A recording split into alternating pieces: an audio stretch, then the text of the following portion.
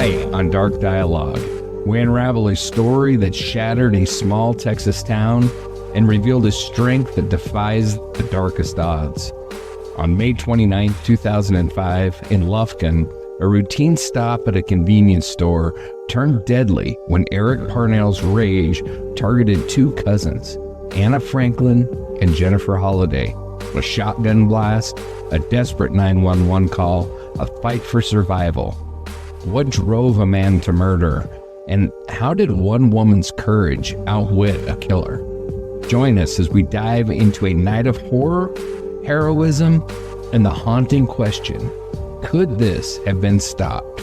You won't want to look away.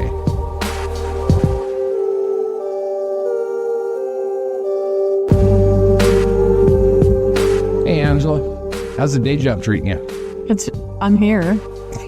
I don't know if that's like great or well, I came off a 4-day weekend. It's a little bit tough. That's always brutal. That's always rough. But it's all right. It makes you wonder if it's better to not have, like vacation days and extended weekends because it makes the next week so much more difficult. It almost is better.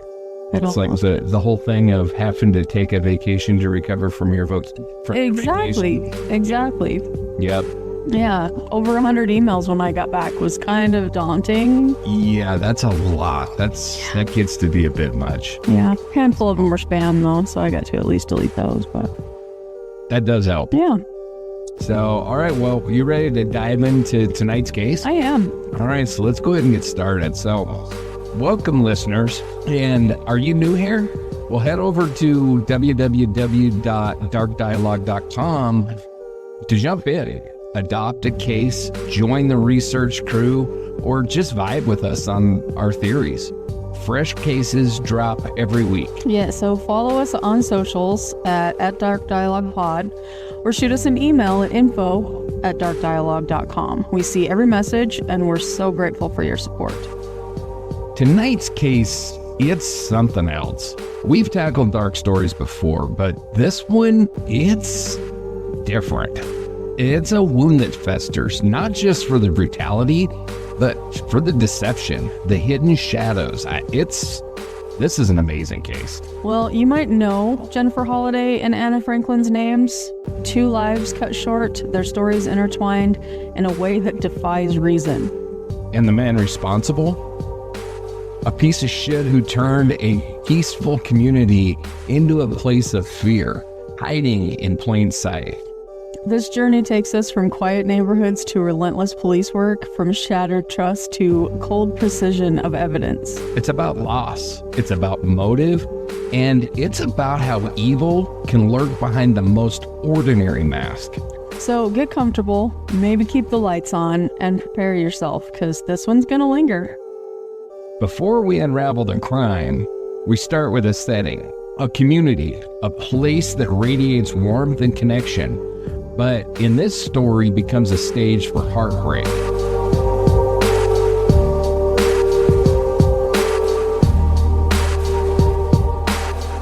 Now, Angela, I think you pulled together some information on our location for tonight. I did, and guess what? There's census records hidden in there. I never doubted for a second that there would be. One of these days, I won't do it. I doubt it. And you'll be like, what is wrong with her? Well, we probably won't record. I'll probably make you go rewrite it before. Well, slave driver. So tonight we're taking you to the deep East Texas, about 60 miles from the Texas-Louisiana state line, to the city of Lufkin. Founded in 1884 and named for Galveston cotton merchant Abraham P. Lufkin. The city wasn't incorporated until October 15th, 1890, and Lufkin served as a stop on Houston East and West Texas Railway until notable families like the Kurths, Hendersons, and Denmans strolled in. These families are cited for playing pivotal roles in shaping the economic landscape with industries such as lumber manufacturing and hospitality. So when the so-called timber boom came to an end, the new golden era of expansion began between 1938 and 1945. when industrial expansion produced thousands of new jobs and widespread community growth. Community growth? That sounds like a perfect time to drop in the census statistics. That was a great segue. Right? Love it.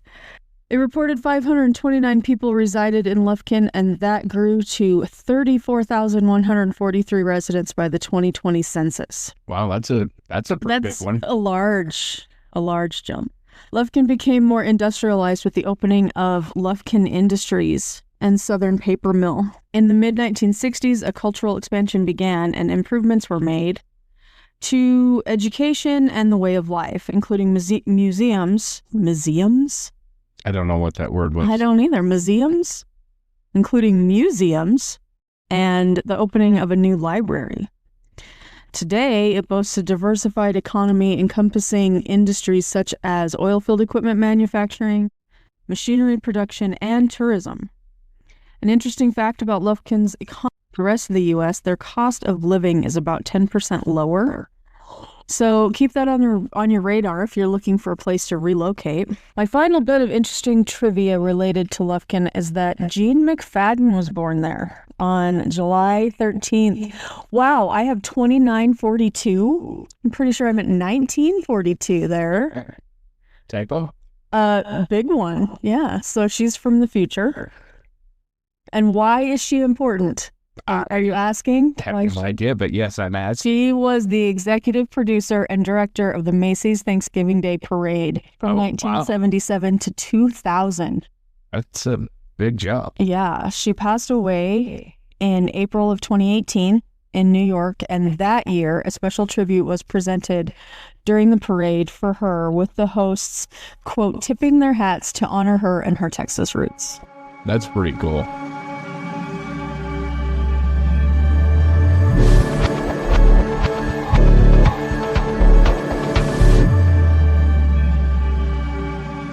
So let's dive into the life of Jennifer Holliday, a woman whose strength and quick thinking would later become the stuff of legend, but whose life before that night in 2005 was already marked by resilience and heart. Jennifer was born in 1978 in Lufkin, Texas, right in the heart of Angelina County. This is East Texas, folks. Pine forests, small town vibes, and a community where everybody knows your name. Jennifer came into the world as the daughter of a close-knit family, raised by parents who instilled in her a sense of duty and care for others. In her early years were shaped by the kind of upbringing you'd expect in a place like Lufkin. Church on Sundays, family dinners, and a whole lot of time outdoors. She was the kind of kid who'd climb trees, ride bikes until the streetlights came on, and probably had a scraped knee or two to show for it. Sounds like she was a bit of a firecracker. I can picture her tearing through the neighborhood, giving her mom a heart attack. Oh, absolutely. Jennifer had that spark. From what we know, she was energetic, curious, and had a big heart, even as a kid. She wasn't just out there causing trouble. She was the one who would stop to help a friend who fell off their bike or share her snacks with the kid who forgot theirs. Growing up in Lufkin, she went to local schools, and while she wasn't necessarily the valedictorian type, she was sharp in her own way. Teachers noted that she had a knack for connecting with people, always the one to mediate playground disputes or cheer someone up. Her family was working class. Her dad worked in construction for a while, and her mom was a homemaker who later took on part-time jobs to help make ends meet. Money wasn't always plentiful, but Jennifer learned early on how to make do, whether it was patching up her old clothes or helping her mom stretch a grocery budget. That is real life right there. It sounds like she grew up knowing the value of $1 and a helping hand. Absolutely. Yep. By the time she was a teenager, Jennifer was already showing signs of the caretaker that she'd become. In high school, she wasn't the cheerleader or the prom queen. She was the girl who worked after school at a local diner to save up for a car. She was practical, grounded, but also had this quiet determination. She graduated from Lufkin High School in the mid-90s, And while a lot of her classmates were dreaming of college or big city lights, Jennifer stayed closer to home. She loved Lufkin, loved the familiarity of it, but she wasn't content to just coast. Around this time, she started thinking about a career where she could make a difference, something hands-on. That's when she got interested in emergency medical services. Wait, so she's out there slinging burgers one day and then decides, you know what? I'm going to save lives. That's a leap. It is, but it makes sense when you look at who she was. Jennifer had this instinct to help people, probably from watching her mom take care of the family and neighbors, always pitching in during tough times. She enrolled in a local EMT training program not long after high school, and by her early 20s, she was working for Gold Star EMS in Lufkin. Being an EMT suited her. She was calm under pressure, quick on her feet, and had a way of making patients feel safe, even in the worst moments. She'd be the one holding someone's hand in the back of the ambulance, talking them through the panic. Colleagues described her as a natural, someone who could handle the chaos of a late-night call without breaking a sweat. And that's not a job for the faint of heart. Long hours, high stakes. I bet she had some stories. Oh, she did. Any EMT does, that's for sure. Yeah. Jennifer worked grueling shifts, sometimes 12 to 14 hours, racing to car accidents, heart attacks, you name it. She loved the work, though. It gave her purpose. By 2005, she was 27, a single mom to a 5-year-old son named Jonathan, who was her whole world. She'd had him young, and while being a single parent wasn't easy, she poured everything into giving him a good life. She and Jonathan lived in a modest apartment in Lufkin, and she was always juggling her EMT schedule with mom duties. Taking him to school, helping with homework, making sure that he had a birthday party every year, even if it meant skipping a few of her own wants to afford it. Single mom, an EMT, and still keeping it together. Jennifer sounds like a superhero without a cape. She really was, and I'll tell you what, by the end of this story, you're really going to think so, because this woman is freaking amazing. I had a lot more help than that. And yeah. Wow, okay. Yeah, she's a rock star for sure. And this is where her cousin Anna comes into the picture. By 2005, Anna Franklin, who we'll talk about next, had moved in with Jennifer to help out with Jonathan. The two women were close, more like sisters than cousins. Jennifer's life was busy but full. Her son, her job, her family. She was known in the community as someone who would drop everything to help a friend or a neighbor. She'd bring meals to coworkers during long shifts, check in on her elderly neighbors, even volunteer at local events when she had a rare day off. Her coworkers at Gold Star EMS set up a fund for her later, which shows how much they respected her. She was the kind of person who'd show up with a smile, no matter how tough things got. I cannot believe this. She was insane. I'm already rooting for her. It sounds like she was the glue holding a lot of people together. Yes, she was. Jennifer's life was not perfect. She dealt with the same struggles as anyone, from bills to occasional heartbreak, but she faced it all with grit. She was saving up to maybe go back to school, maybe become a paramedic or a nurse, something to give her and Jonathan a little more stability. Her dream was to buy a small house one day, nothing fancy, just a place with a backyard for her son to play in. In 2005, she was in a good place, or at least as good as it gets when you're working hard and raising a kid on your own. She had no idea how her life was about to change. So now let's talk about Anna Franklin, Jennifer's cousin, who was just 18 when her life was cut short. Anna was born in April of 1987, also in Angelina County, Texas, to her mom, Robin Franklin, and her dad, who worked odd jobs around Lufkin and nearby Garrison. Anna grew up in a small rural community where life revolved around family, school, and the outdoors. She was the kind of kid who'd spend hours exploring the woods, collecting ladybugs, or just lying in the grass staring at the stars. Her mom described her as a free spirit, someone who brought light to every corner she walked into. Ladybugs? That's adorable. You can see her little jar just showing it off to anyone who would listen. Oh yeah, that was Anna. She had this childlike wonder about her, even as she got older. Her childhood was pretty typical for a small-town Texas kid. She went to Garrison schools where she was known for her bubbly personality and her love for art. Anna wasn't a straight-A student, but she had a creative streak, drawing, painting, writing little stories. Her teachers said that she had a way of making everyone feel included, whether it was inviting the shy kid to sit with her at lunch or organizing group projects with that infectious enthusiasm.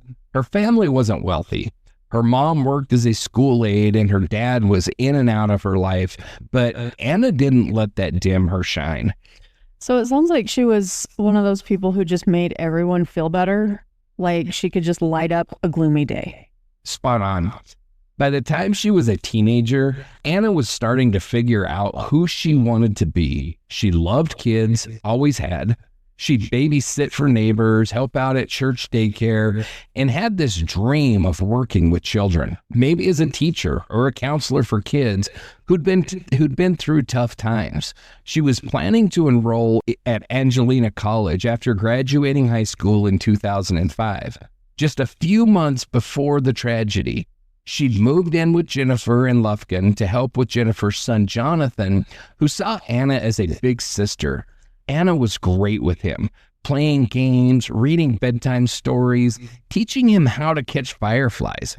It gave Jennifer a break and let Anna save up some money while she figured out what her next steps were. That is so sweet. I bet Jonathan adored her. And it makes me think of my own cousins growing up. I always felt like I had extra siblings, and I don't know what I would do without them. Yeah, exactly. And Anna and Jennifer were tight, and living together made them even closer. Anna was at the age where she was full of dreams, but still figuring out how to make them real. She'd talk about traveling one day, maybe seeing places beyond Texas, but she was rooted in her community. She was the girl who'd show up to family barbecues with a homemade dessert, who'd call her mom just to chat about nothing. Her mom, Robin, said Anna's smile was her trademark. She could make anyone laugh, even on their worst day. She was also stubborn in the best way, the kind of person who'd stand up for what she believed in, whether it was defending a friend or calling out something unfair. I love that about people, and especially about her. A little fire in her soul. I bet she would have done amazing things with all that passion. No doubt about it. Anna was just starting to spread her wings. She'd gotten a part-time job at a local store to stay for college, and she was excited about the future. She'd talk about wanting to work with abused kids, maybe because she'd seen some tough stuff in her own extended family. She had this empathy that ran deep, probably from growing up in a place where people leaned on each other to get by. Her life was simple but full of promise. Friends, family, plans for college, and a big heart that wanted to make a difference. She was only 18, but she was already leaving a mark on everyone that knew her. And then we get to the asshat. Bring in the asshat. Eric Dewayne Parnell's descent to the horrific events of May 29th, 2005 wasn't a sudden leap into violence. It's 20 years tomorrow. How about that? Interesting. Go ahead. I'm sorry. Born July 6, 1970, in East Texas, his life was a slow unraveling, rooted in poverty, fractured families, and a system blind to warning signs. From a troubled boyhood to a predator's calculated act, his story is a chilling case study of how isolation, untreated trauma, and social neglect forged a man who shattered the lives of Jennifer Holliday and Anna Franklin. East Texas in the 1970s was a land of pine forests and broken dreams. Lufkin, Nacogdoches, thank you, because that's not what I would have said. And Jasper, once timber hubs, faced economic delay. Sawmills closed, paper mills cut shifts, and families like Parnell scraped by. Homes were cramped, clothes secondhand, winters warmed by church-donated blankets. Schools like Lufkin ISD were underfunded. Teachers stretched very thin. For a boy like Eric, likely born in Angelina County, perhaps Lufkin or Hudson, fitting in was a struggle. Communities held tight, but only for those who conformed. Poor, awkward kids faced whispers, neglect, with no mental health support to catch their fall. Parnell's childhood is a haze of sparse records and quiet accounts. Court documents hint at a dysfunctional home, but details are scarce. No family interviews, no defenders sharing his tale. This silence, forensic psychologists warn, breeds unresolved trauma. Eric was likely shuffled between homes, raised by an overwhelmed mother, absent father, and rotating relatives. Such instability, experts note, fosters attachment disorders, a precursor to antisocial behavior. A classmate recalled him as, quote, always watching, never talking. An isolated presence that shadowed him into adulthood, a red flag for latent aggression.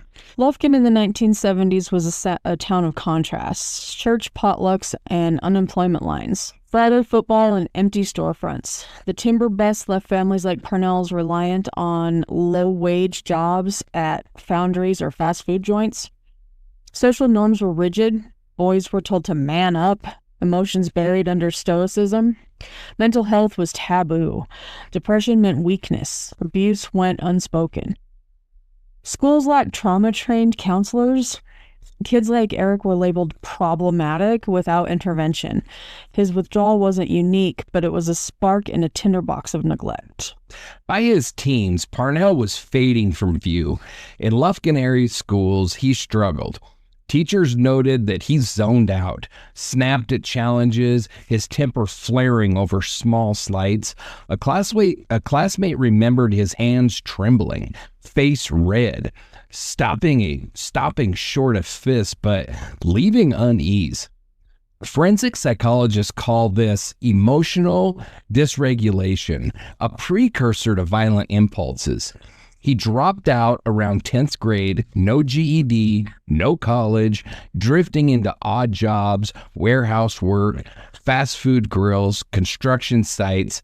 This disengagement marks a path toward chronic instability, a trajectory investigators later traced in his criminal arc. So Lufkin's community could be one. Neighbors shed collards, churches hosted fish fries, but it turned a blind eye to kids on the edge.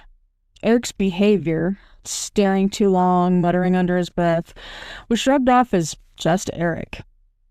In a town where Texas State Forest Festival crowds cheered chainsaw carvings and First Baptist pews filled Sundays, those outside the fold were invisible. His struggles, common in a region hit hard by economic decline, blended into the background, a quiet menace no one thought to name. And, I'll just add that the players in this story are our age. Mm-hmm. Born the same time we were, growing up the same time we were. Yeah. And that just didn't exist in the 80s. No. It just, if there was a troubled kid like this dipshit, there just wasn't psychologists handy to go and talk to, especially in small towns. It just didn't exist. They didn't, yeah. We've talked about that. We talked about that in like the Stainer stories and stuff like that. It was a different time, and mental health awareness was non-existent. Pull yourself up by your bootstraps. Exactly. So Parnell's criminality began in his early 20s, a slow climb from petty to predatory. Early arrests, marijuana possession, burglary, trespassing were misdemeanors, earning light fines or jail weekends. By the late 1990s, felonies stacked up, resisting arrest, more burglaries. probation officers calling him non-compliant and unstable. A 1998 domestic abuse allegation, which was dropped for lack of evidence, hinted at violence towards women. Forensic analysis flags this escalation as a shift toward control-seeking behavior, a hallmark of predatory offenders, evident in his later targeting of Anna Franklin. The 1990s justice system in East Texas was a patchwork. Angelina County's courts, understaffed and underfunded, prioritized violent crimes, murders, assaults, over minor disputes. Domestic abuse cases like those against Parnell often fizzled out without witness or physical proof.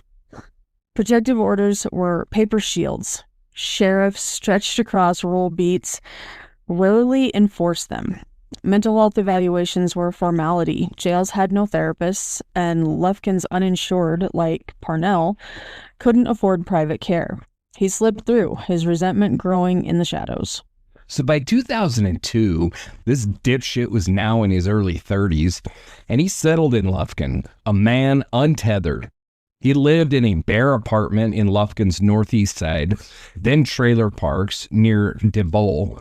Later, rent by weak motels along Highway 69, neighbors called him creepy, noting his late-night TV or aimless drives into a battered white sedan. A warehouse worker said that he, quote, never met your eyes. Ugh. His stares chilling. Forensic psychologists identify this as social detachment, often paired with manipulation. Parnell flattered women, then turned accusatory, a pattern seen in his domestic abuse allegations. Lufkin was evolving by the early 2000s. New subdivisions had sprouted. Lufkin High got a facelift, and the Angelina County Fair drew bigger crowds. But crime ticked up in poorer pockets. Burglaries, petty theft, occasional assaults. Parnell's presence, loitering at gas stations, lingering at diners like Ray's Drive-In, stood out in a town where strangers were clocked. His avoidance of community life, First Baptist suppers, festival booths, marked him as an outsider, whispered about but rarely confronted. His isolation is a silent warning. Police records from 2000 to 2004 show a troubling escalation. Noise complaints, a 2002 trespassing citation, a woman's claim Parnell peered into her window, closed for lack of evidence, but it pointed to boundary testing. Protective orders cited threats, harassment, a shotgun incident, but were all dropped. Forensic experts call this grooming behavior, refining tactics for control. Parnell's need to dominate surfaced in small ways, berating coworkers, dictating others' lives, retreating when challenged, only to return angrier, a cycle investigators later linked to his predatory mindset. East Texas's rural sprawl fueled the risk. Who? I think it's DeBoll's. DeBoll's trailer parks had no security. Highway 69 motels were transient havens. No IDs checked. Gun shops like Lufkin's Pawn and Gun sold firearms with basic paperwork. Parnell's .22 handgun and shotgun bought legally in 2004 raised no flags. Mental health was a void. Angelina County's uninsured had no therapy access. A stigma kept men like Parnell from seeking help. This environment, forensic sociologists argue, let his volatility fester, a ticking bomb in Lufkin's quiet streets. Parnell's employment was a revolving door. Construction, welding, janitorial, none lasting. Supervisors called him moody, sullen, firing him for arguments or vanishing shifts. A hardware store manager said, quote, he started fine, then turned cold, like a switch flipped. His interactions with women swung from passive to intense. A coworker reported him following her home after a rejected lunch invite. No charges again were filed. Forensic profilers note this as entitlement aggression, a precursor to targeted violence, evident in his later fixation on Anna Franklin. It's kind of like what people would call incels now. Yes. Yep. Okay. So the social pulse of Lufkin, the church picnics, the high school games, they couldn't reach Parnell. He shunned the Angelina County Fair's livestock shows, avoided Berkshire Brothers' bustling aisles. His world was corner stores, cheap beer paid in cash, and solitary drives past Lufkin's oak-lined streets. Gossip thrived. Neighbors swapped tales at Whataburger, but Parnell's quiet menace flew under the radar. In a town where community was king, his absence from it was a red flag no one read, a ghost haunting the margins. In 2002, a court-ordered psych evaluation after an assault charge flagged manipulative tendencies, poor impulse control, antisocial personality traits. Anger management was ordered, but no compliance record exists. By 2004, Parnell armed himself, a .22 handgun, a shotgun, both legal. A 2005 police search found a sawed-off shotgun with custom ammo, signaling premeditation. Forensic analysts see this as weaponized intent, a shift from impulse to planning, chillingly clear in his targeting of Anna Franklin. Lufkin's early 2000s optimism, new parks, school upgrades, masked its underbelly. Crime spiked in northeast neighborhoods where Parnell drifted. His haunts, gas stations, dive bars like Piney Woods Tavern, were transient hubs, no questions asked. The legal system, strained by budget cuts, dismissed minor cases. Sheriffs focused on violent crimes, not harassment. This gap let Parnell's threat slide, his bitterness growing in Lufkin's humid air, a predator hiding in plain sight. Parnell's fixation on Anna Franklin crystallized in this void. He knew Robin Franklin casually, had visited her home, met Jennifer and Anna. His knowledge of their routines, Jennifer's EMS shifts, Anna's babysitting, suggests stalking.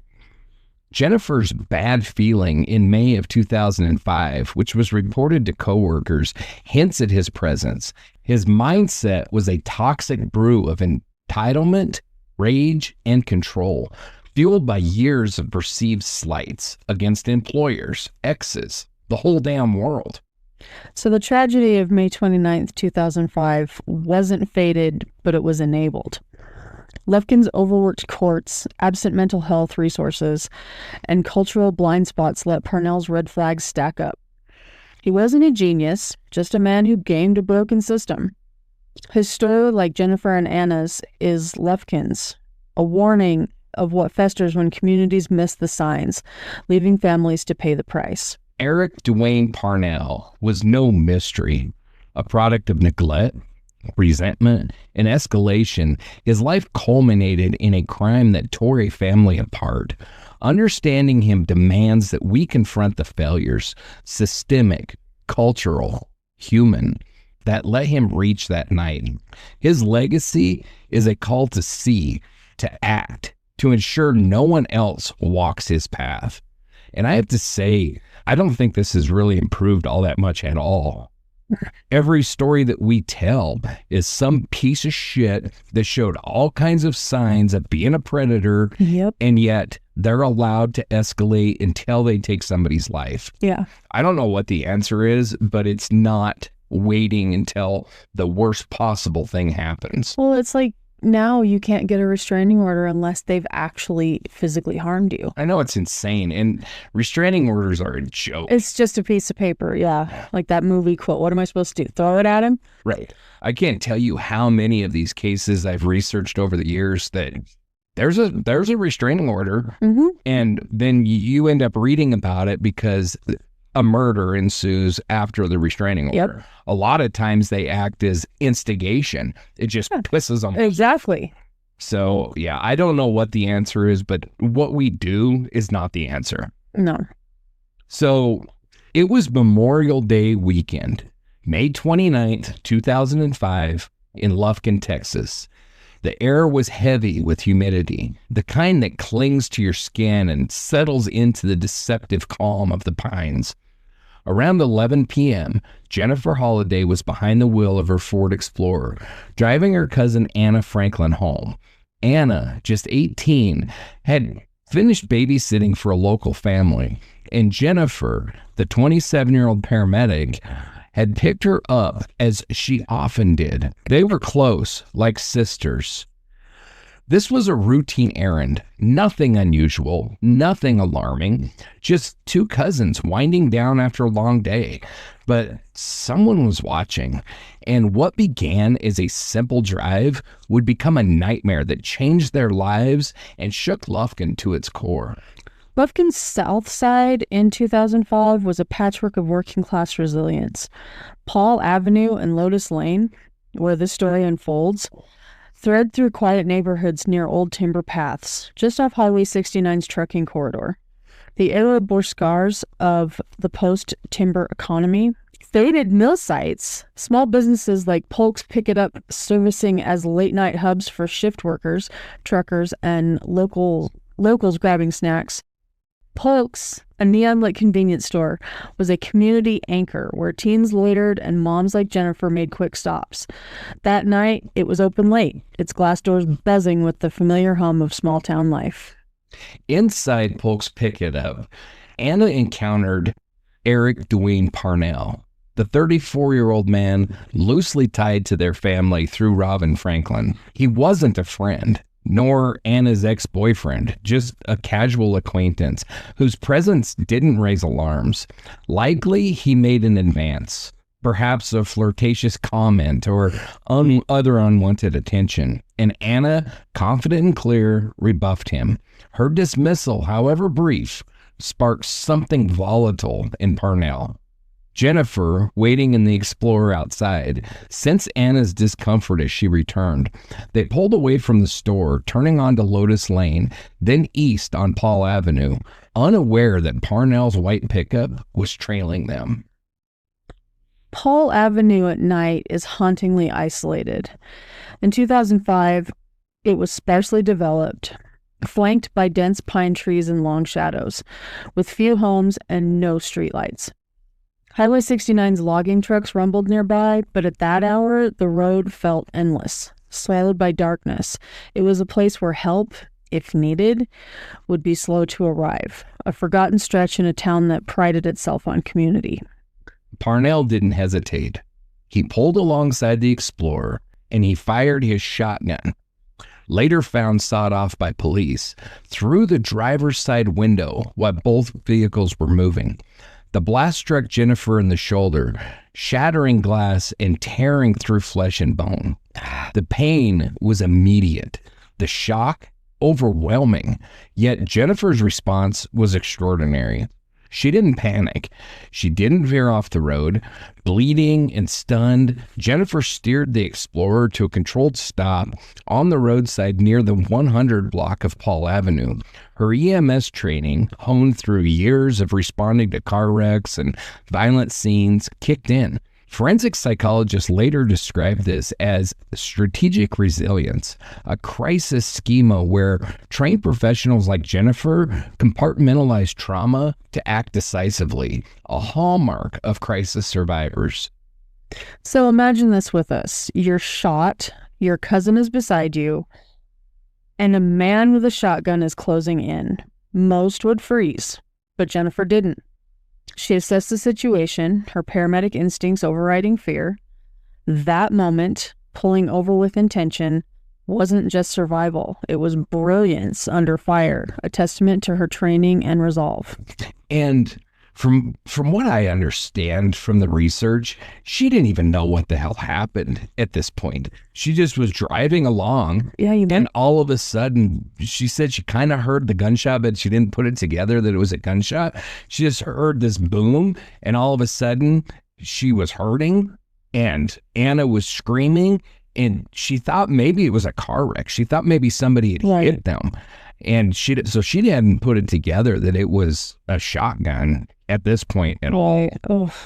So in the passenger seat, Anna, realizing the danger, reached for her cell phone. She attempted to call 911, a courageous act to save them both. Tragically, the call didn't connect. Her phone was later found with the attempt logged, a silent testament to her bravery. Before she could try again, Parnell approached the vehicle. He didn't pause.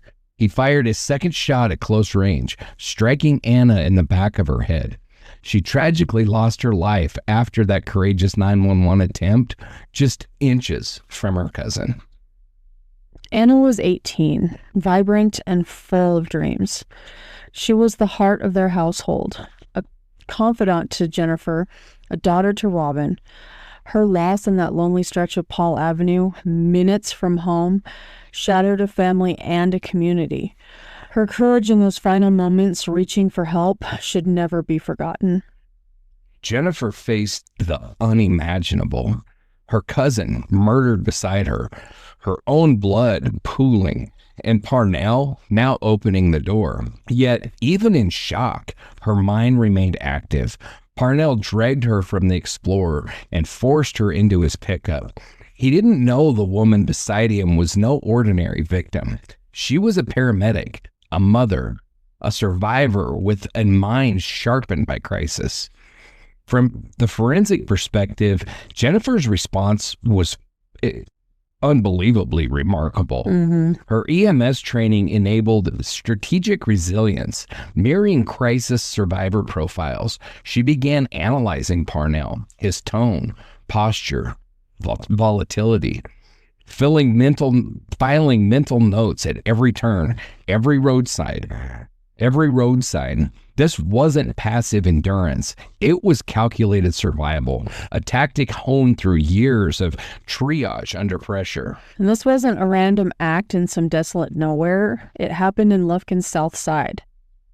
Yards from homes where families slept, near churches and barbecue joints that defined the community. In 2005, Lufkin was grappling with its post-timber identity, working class resilient, but not immune to crime. This ambush shattered the illusion of small-town safety, rewriting what danger meant in a town that trusted its routines. Parnell drove off with Jennifer, leaving Anna's body in the Explorer, her phone near her fingers, a call that almost saved him. But Jennifer's fight was just beginning. On that bloodied roadside, soaked in grief and pain, she chose to endure, leveraging her training to outwit her captor. Her bravery, intelligence, and quick-wittedness, qualities forged in Lufkin's tight-knit homes and Gold Star's EMS ambulances, became her weapons. Jennifer and Anna, cousins and confidants, shared a resilient bond. They were a team, navigating life together. That bond, though shattered, fueled Jennifer's resolve. She wasn't just fighting for herself. She was carrying Anna's memory, her family, and her son. This is where Jennifer's strategic fight began. On the gravel shoulder of Paul Avenue, under a starless sky. In the next segment, we'll follow her into the darkest hours of that night, tracing the miles, the manipulation, and the moment that she turned the tables on a killer. But first, let's hold space for Anna Franklin. A daughter, a niece, a young woman whose courage shone in her final act. Her light lives on in those who loved her. Jennifer's battle wasn't just for survival. It was for Anna, for her family, for justice. On that roadside, she became a witness, a victim, and a survivor. And her fight had only just begun. After Anna Franklin was killed on the side of Paul Avenue, Jennifer Holliday's world narrowed to one goal: survive. Around 11 p.m. on May 29, 2005, she sat bleeding in the front seat of Eric Dewayne Parnell's dark, older model Ford pickup, her shoulder throbbing from a shotgun wound. Her cousin, her best friend, was gone, murdered just feet away.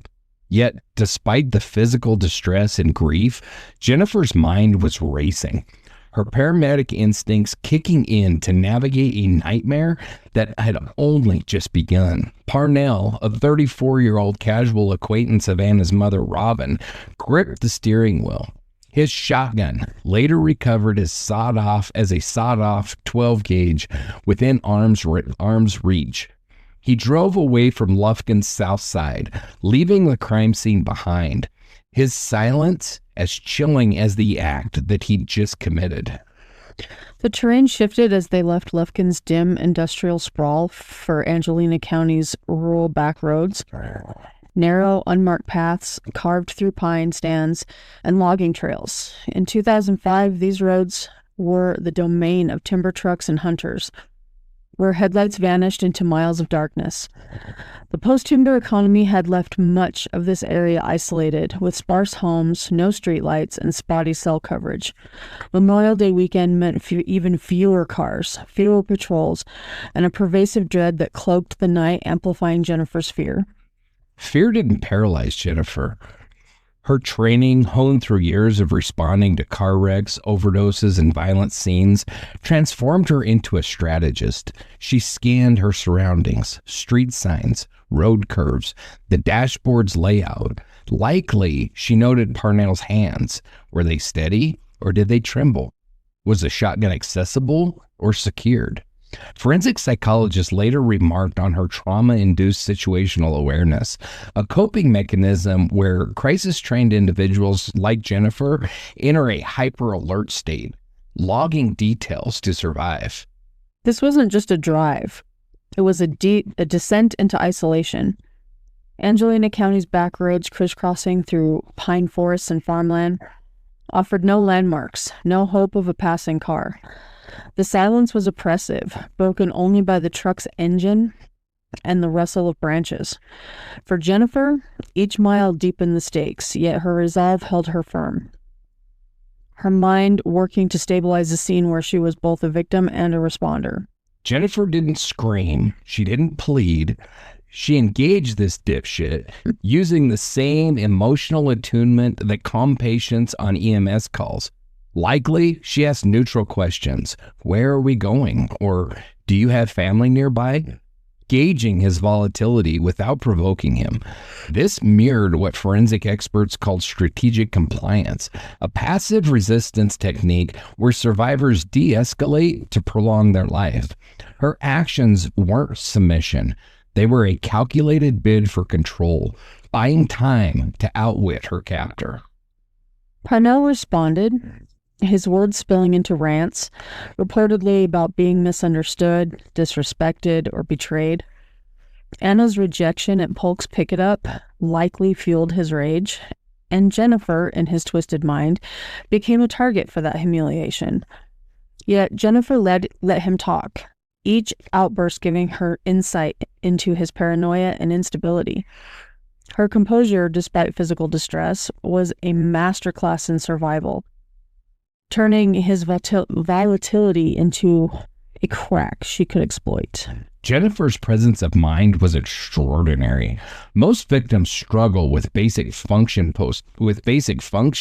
post-violence, but because of her background, it enabled what experts call cognitive preservation under extreme threat. Likely, she monitored her breathing to manage shock, kept her hands visible to avoid alarming Parnell, and noted landmarks, a bend in the road, a logging trail's entrance. These details, forensic analysts later noted, were critical to her survival, reflecting a crisis survivor's ability to strategize under duress. At one point, Parnell pulled into a secluded clearing, likely off a logging access road, where pine needles crunched under the tires and darkness swallowed the headlights. Angelina County's rural expanse offered no surveillance and no witnesses, just trees and silence. For Jennifer, this was a pivotal moment, her heart pounding as she braced for Parnell's next move. Parnell didn't exit the truck immediately. He sat, breathing heavily, the shotgun close. Jennifer, sensing the danger, kept her posture neutral, her voice steady, Likely, she probed further, asking about his life or plans, not out of curiosity, but to humanize herself and disrupt his intent. This tactical empathy, experts argue, could shift a captor's mindset, creating hesitation. Jennifer's questions weren't random. They were tools to keep him talking, to delay any escalation. That verbal resilience is staggering. Jennifer had no weapons, no backup, just her words as shields. Bleeding, grieving, she kept Parnell engaged. Every minute of victory against his volatility. Her strength wasn't just physical, it was mental, rooted in the same Lufkin household where she and Anna shared laughter and dreams. Parnell's responses grew erratic, likely ranting about Anna's rejection or perceived slights. His fidgeting with the radio, his tight grip on the wheel, signaled a fading adrenaline rush. What trauma experts call a cool-down phase. Jennifer sees this, steering the conversation towards her own humanity. Likely, she mentioned needing help, perhaps referencing her family, probing for a crack in his resolve. This wasn't luck. It was Jennifer's intelligence at work. Her EMS training enabled psychological profiling, a crisis survivor trait that led her to predict Parnell's volatility and adapt to it.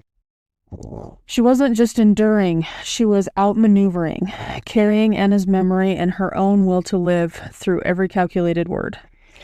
And I just have to add, all of this is taking place while she's bleeding profusely from the shotgun wound in her freaking arm. And being calm about it. Right. Jennifer knew escape wasn't yet possible. The shotgun, the isolation, the risk were too high, but her engagement laid the groundwork for what came next. Her bravery, intelligence, and quick-wittedness, forged in ambulances and Lufkin's tight-knit homes, became her lifeline.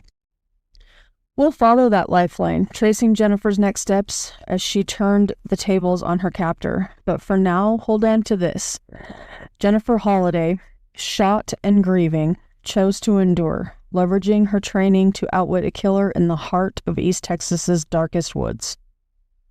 Jennifer's calculated survival shifted into high gear on those back roads. Her story isn't just about survival.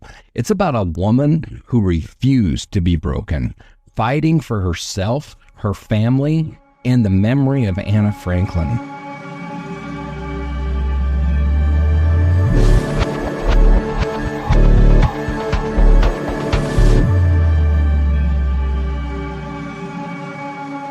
After Anna Franklin was tragically killed on Paul Avenue, Jennifer Holliday's world shrank to one mission: to survive.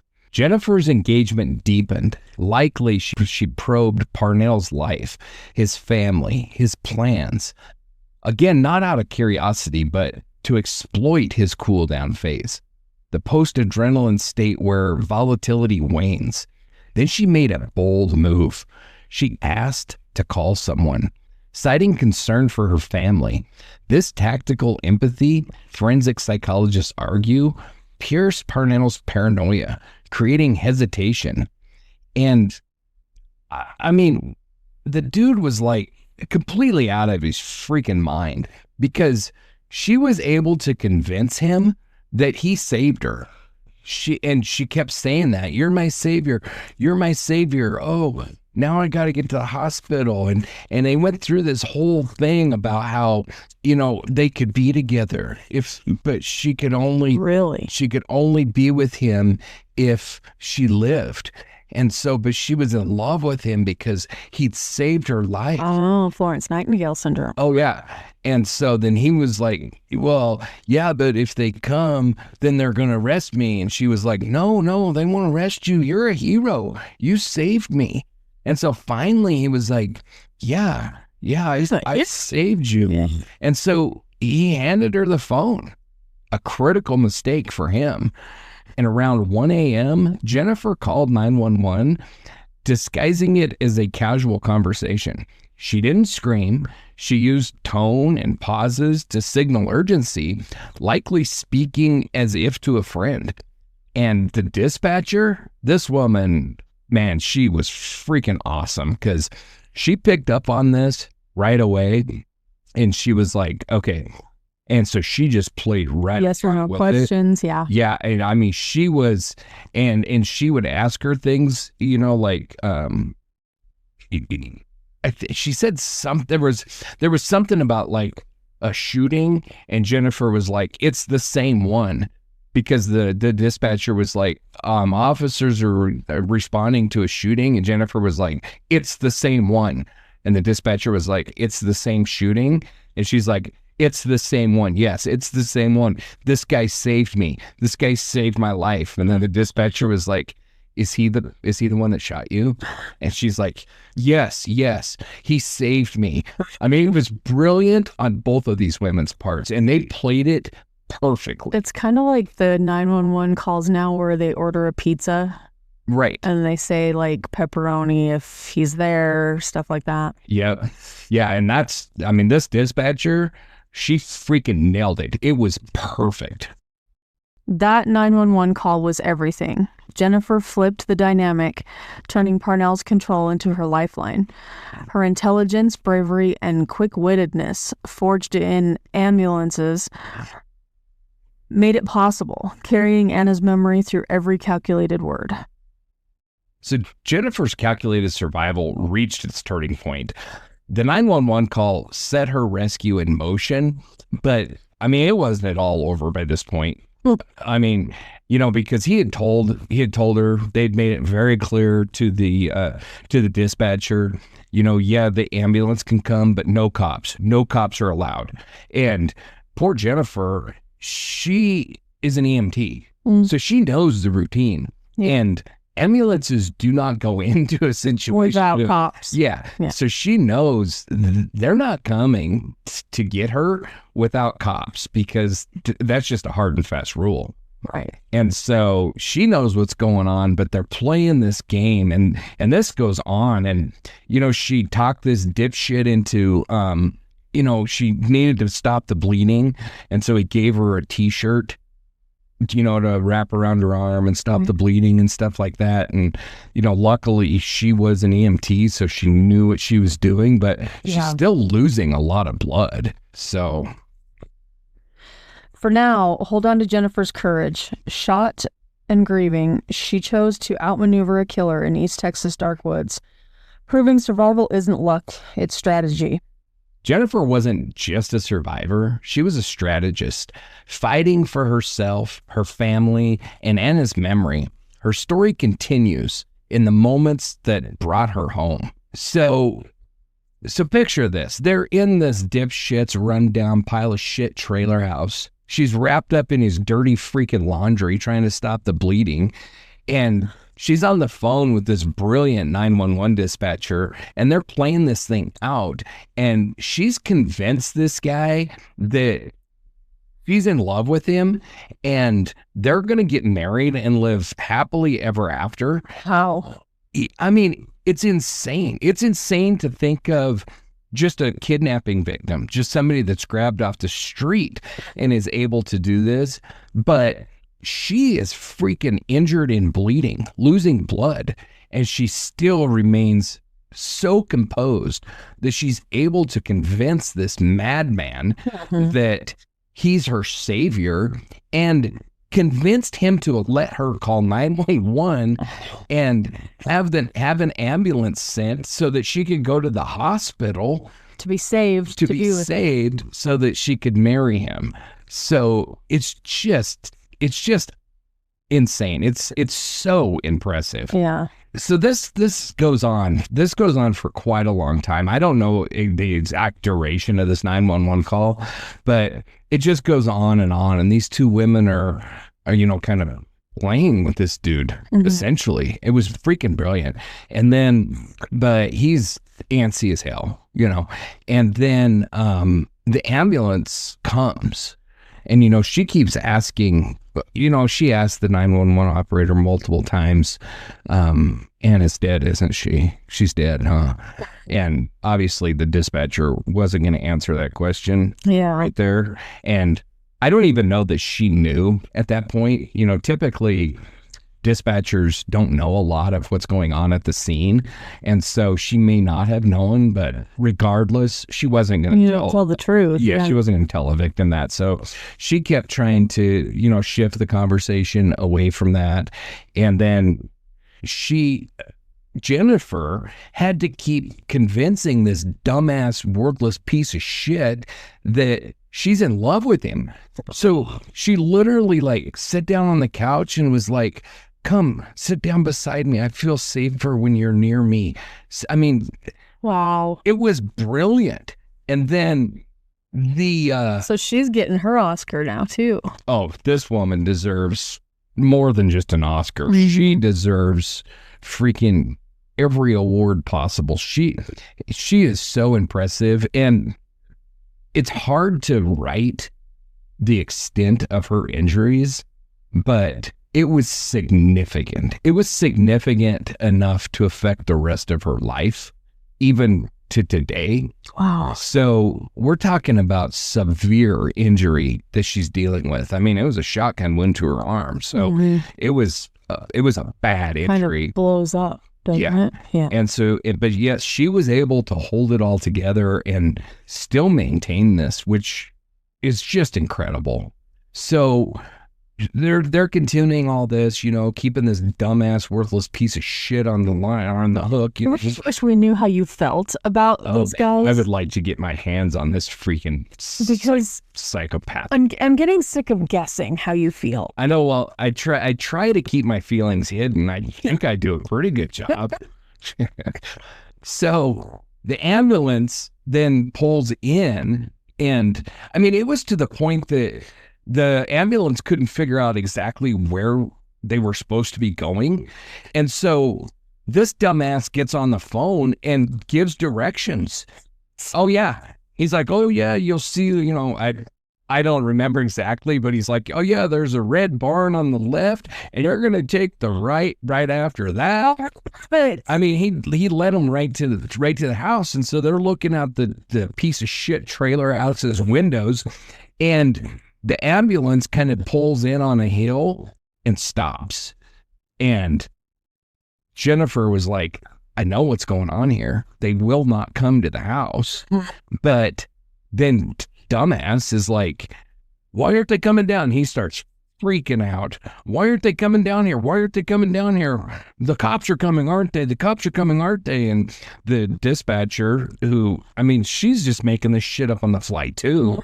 She's as impressive as Jennifer, except she's not bleeding while she's doing it. Yeah. But, she was able to calm him down and, no, that's not the thing. And she come up with some excuse of why they weren't pulling down there. And meanwhile, the cops are arriving on scene, and just on foot. Yeah, and they're surrounding the house.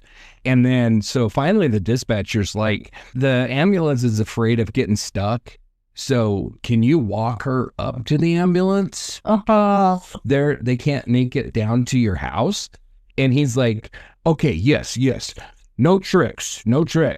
And, the dispatcher's like, of course, no tricks. We just got to get her to a hospital so you two can be happy together for the rest of your lives. And so he's like, okay, fine, and so he opens the door, and Jennifer steps out of the trailer in front of him, and she sees the cops are like all right there. And, those piece of shit trailer houses with their piece of shit little steps, Oh, yeah. That's, the cops are kind of hiding right underneath. Well, she would know where they should be hiding if she's been to things like this. So. Right. Yeah.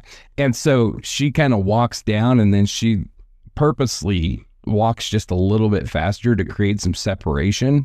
And as soon as he's out of the house, the cops are on top of this son. Yeah. Had him on the ground. He's in handcuffs. The second that she knows that he's in handcuffs, her first thought is, get this piece of shit shirt off of me. Like, I'll bleed to death. I want this animal's clothing off of me. Yeah. She's like tearing it off. Luckily, EMS was right there. They grabbed her. They were able to, apply bandages and stuff like that, get her into the ambulance and get her to the hospital. And the piece of shit is on his way to jail. where he belongs. That's way too good for him. Yeah. So deputies obviously arrest this dumbass and book him into jail. So he goes to the Angelina County Jail. His mugshot is a stark record of a man whose volatile impulses had shattered a family. Should I be looking it up? His mugshot? Yeah. Oh, he's a peach. I want to see it. Yeah, let's do. Yeah, he's a real handsome cat, let me tell you. So, promptly, obviously, prosecutors file charges, capital murder in Anna's death. And this is capital murder in Texas. So Texas doesn't screw around, and capital murder is what qualifies you for the penalty. No wonder you were waiting for a response in that, and I'm trying to look up this dude. So he was charged with aggravated kidnapping and Jennifer's abduction. So capital murder for Anna's death, aggravated kidnapping for Jennifer's abduction, and aggravated sexual assault with a deadly weapon for the violence that she endured. And he did rape her. Really? Yeah, like right after the rape is when she convinced him. I don't know. It was weird. It was like he raped her and then developed this amnesia thing, because after he got done raping her, he let her get her clothes on and he got his clothes on. And then he was like, "Are you okay?" And all this kind of stuff. And she was like, a second personality? Yeah. And then that's when she was like, I am. Someone. Well, no, she was like, "I am now because you saved me." Oh, like, I did. I see. And she's like, "Yeah, don't you remember? You picked me up on the road and I was bleeding and you picked me up." And he was like, "Oh, yeah." Oh. So, yeah, I don't know. I'm not psychologist enough to tell you what was broken in this sick bastard's brain, but it was a lot. Yeah. So, obviously, his arrest was a triumph. Jennifer's survival was a triumph. It was a freaking surprise. I mean, it's unbelievable that she was able to get away from this freaking madman and survive. Did you pull his picture up? Yeah. Yeah, he's a sexy fella. So I'm struggling, aren't I? Like, ugh. Yeah, he's a creep bastard. That's for sure. Dude. So the legal process surged forward. Parnell's arraignment, likely within days at the courthouse on First Street, was a formality in a capital case. Prosecutors, led by Angelina County's seasoned district attorney's office, I wasn't able to find their names, but they were the standard prosecution team, and they presented the charges. Capital murder, like I said, carried the death penalty, and that's the death penalty in Texas, where it actually means something. Yeah. Or life without parole. And I'm pretty sure that Texas, it's like a definitive. This is your sentence. Am I a little too happy that this happened in Texas? I'm always happy when something like this. I mean, I'm not happy that it happens, but if it's gonna happen, I'm happy when it happens in states that actually deal with these pieces of shit. No doubt. Instead of turning them loose to do it again. And don't put it on a piece of paper and say instead of whoa. Yeah. And don't quote me on this, but I'm pretty positive that in Texas, it's like either or. You're either gonna die or you're going to die in prison. You're either going to die by lethal injection or whatever, or you're going to die in prison. Because I don't think that capital murder has lesser sentences available. I don't think a judge can sentence you to 20 years. I think you have to do either death or life in prison. I intend to quote you all day long. Yeah, you can quote me how you want to, but I could be wrong. So just in water, so knock it off. So... aggravated kidnapping and sexual assault, which was bolstered by Jennifer's eyewitness accounts, and forensic evidence from her clothing and her body, ballistic matches. I mean, there was no doubt that this piece of shit did it.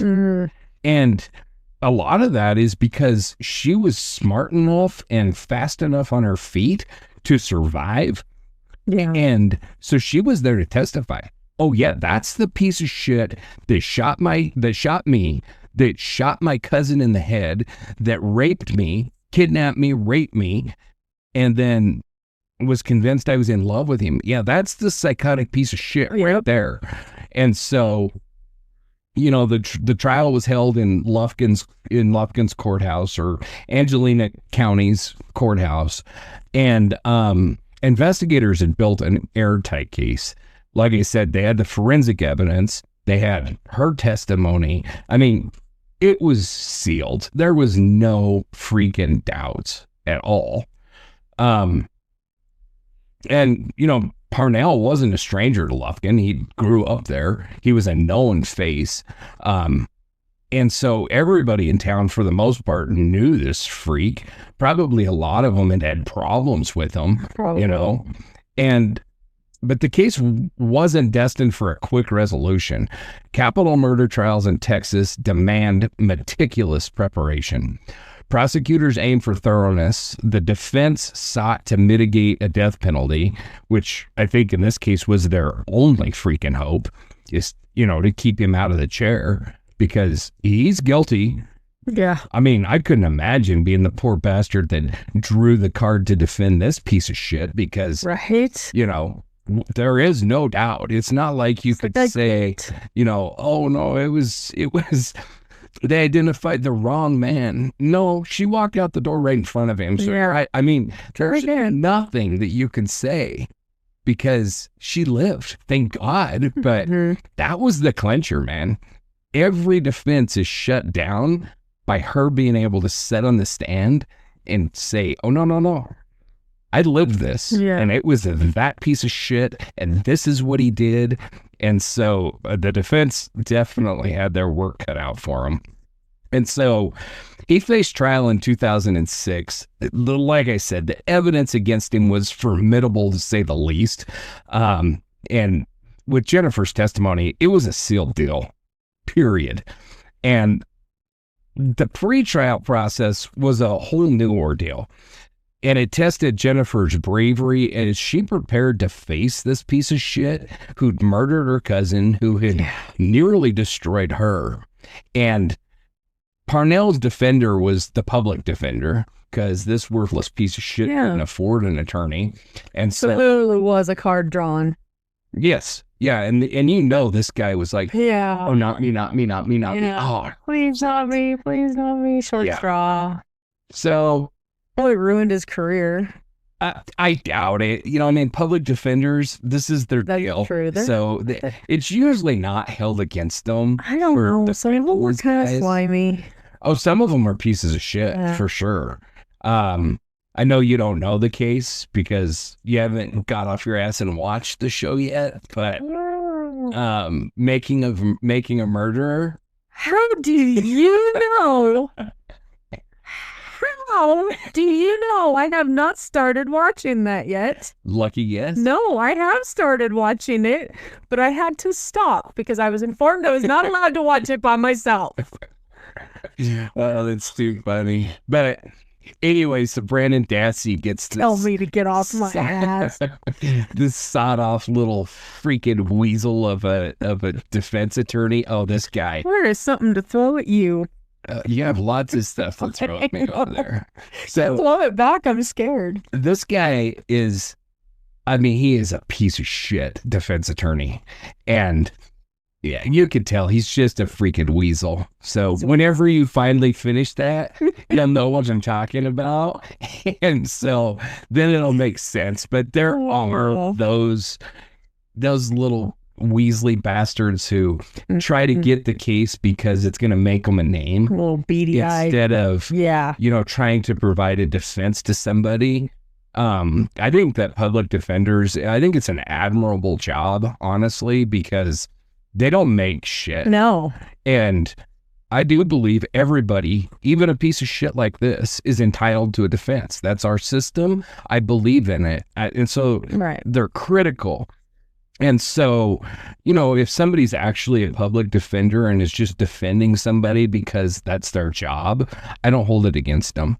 if they're a slimy little sleazeball like the one in the Brendan Dassey case, then I would do hold it against them, because they're just trying to make their name so that they're the ones that everybody knows to call. And to me, they're as bad as like the ambulance chasing attorneys that run the ads. Yeah. Have you been in a car accident? Yeah. So, but they, his defense, they sought competency hearings. They tried to prove the dude was out of his mind, which, yeah, he was, but that doesn't matter.